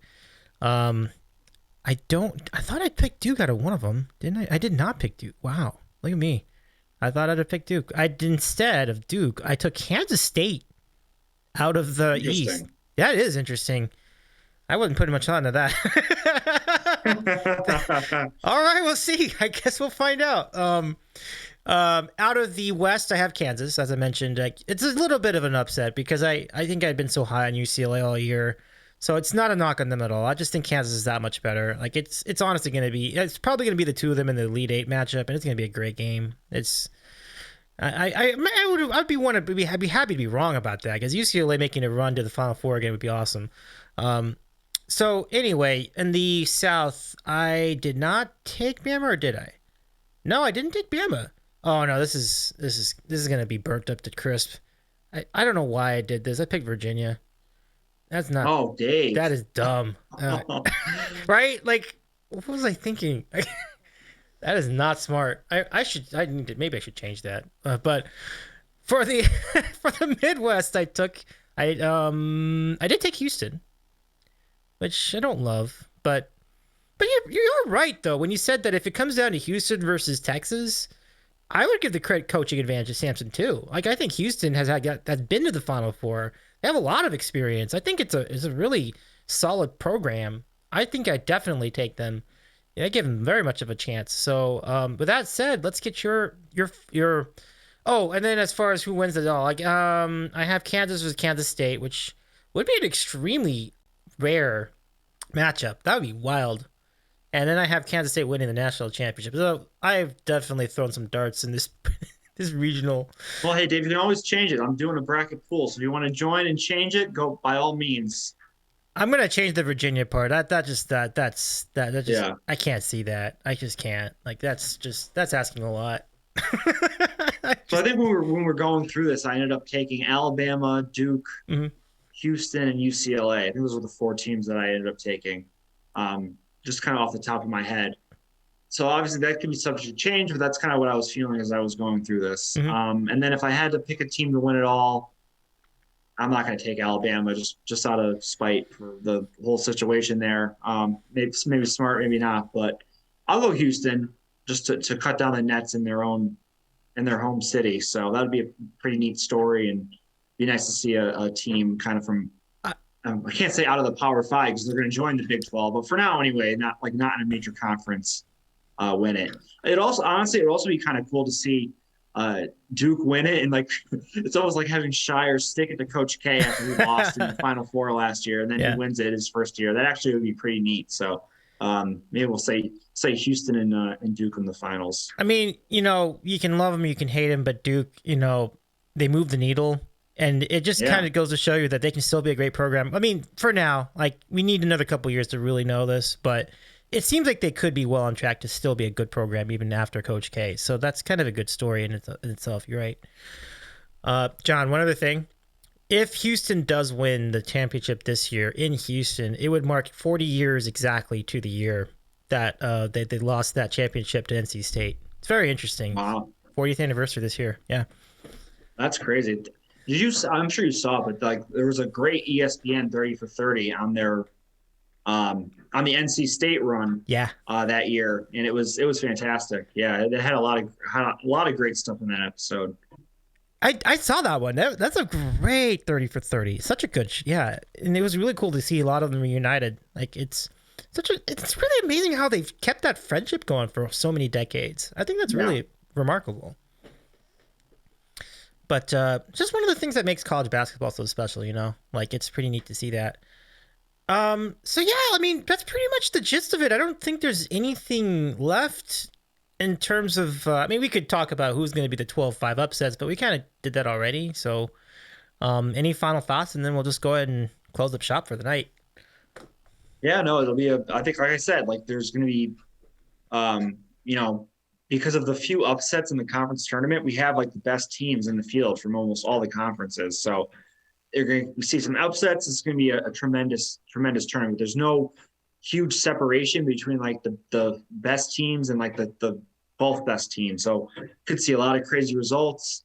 If you're in a big like bracket pool, it makes sense to just kind of maybe go for broke on one of the regions just to kind of differentiate yourself.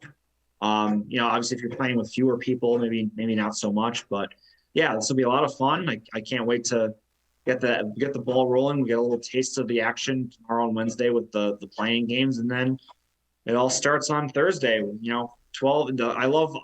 I know some people kind of complain about how they kind of stagger the games, especially on the weekend, but I think it's great. Like you get to see the ending of basically every game without having to miss like another one. Obviously, it's something goes to overtime, then maybe it overlaps. But other than that, like you get to focus on the ending of like every single game, and it just rolls from one to the next. I think it's that decision they made was phenomenal to kind of stagger that programming. And yeah, this is like from Thursday to Sunday is like one of the best 4 days in sports for sure. And yeah, 100%. It'll be fun to watch, and hopefully the brackets and the bets go well and just keep us alive through the first weekend. Yeah, I love that. I mean, and it is really cool to see. It is honestly really great. Not only that, the other thing we've talked about this in previous years, but the fact that they're all available, like we can watch all these games on free TV, whereas they used to only get like one of them at a time. Yep. I remember as a kid, you just get CBS, and then if you wanted to watch the rest of them, you'd have to pay like pay-per-view for like some package to watch the games out of the market. And then you'd be watching CBS, and they'd flip into, well, here's a live look-in on the such and such game, and then like they cut out of it, and you're like, no, go back to that. I want to see what happened there. Like and they were always toying with like when to cut out and when to go back in. It was just like it was a crazy time to try and watch the NCAA tournament. But now it's like, all right, the only time of the year I watch true TV is for the NCAA tournament. I know. I think I made that joke last year somewhere. I said, this is the annual tradition of looking on your program, got to see where true TV is. Yeah, exactly. Well, the good news is that, because it's, I'm assuming like a lot of people have streaming nowadays. So it's like, it's right next to TNT and TBS. So you don't venture too far off on your guide to find it, which is a good thing. Oh yeah. And I think that's still true on YouTube TV at least. So I think that's where I'm at now. John, this has been really fun. Like, thank you so much for hanging out with us tonight and pulling the extra overtime to do the NCAA tournament spot. You're definitely invited to come back next week when we cover we do the recap. Tommy was not able to join us tonight, but he hopefully will be here next week. So hopefully we'll be together for that scenario as well. Yeah, that sounds good. We can do like an hour recap / preview of the Sweet 16. That sounds like a plan to me. Cool. John, thank you again. Have a great rest of your night. All the best. Yeah, you too, Dave. Thanks. See ya. Take care. Hey, John in Connecticut. That was really fun, everybody. So, everyone, thank you again for tuning in tonight. Now, stay with us. We're going to rate somewhere pretty cool. It's going to be we're going to keep this momentum going. And so for those of you who have been listening on our podcast, we want to thank you again. My name is Dave Medina. You know me as Davey's Eating a Sandwich on all the platforms, including Instagram and TikTok and elsewhere. Have a great rest of your evening. Again, as I mentioned, we'll be back next week with more tournament coverage. But until then, we'll see you next time. Take care, everyone. But those of you on Twitch who are going to stay with us, we are about to raid, and we're going to do this pretty quickly. We're going to go raid our fellow sports-loving friend, Robbie G Sports OTHP, where we will maintain the conversation some more. So hang out. Our good friend that eFlat guy is over there too. So when you get over there, make sure to give our friend Robbie a follow, and we'll keep. They're doing coverage of the NCAA tournament like as we speak. So we'll see their takes on all these regionals. I'm really excited about this. So we'll start the raid, folks. Have a great rest of your night. All the best, and And we'll be back on Wednesday. I think we're going to be back tomorrow. So we'll be back tomorrow with like a just chatting / music stream. But y'all, thank you for the resubs, Jason and Rahomo. All the best. Let's go. Who am I have bet? Oh no. Again? Stuart? Oh no. That's all right. It's not that bad at timing because we're going to go roll over to Robbie's channel. So it's basically like an extension of this show. So copy the raid calls. We're going to head over there to Robbie and catch some more coverage of the NCAA tournament. Well, take care of yourselves. Have a great rest of your evening, and we'll see you tomorrow. Bye, everyone. Take care. And should have started here. Oh, no worries. We did have a lot of golf talk, though. But anyway, bye, everyone. We'll see you next time. Bye, everyone. All the best.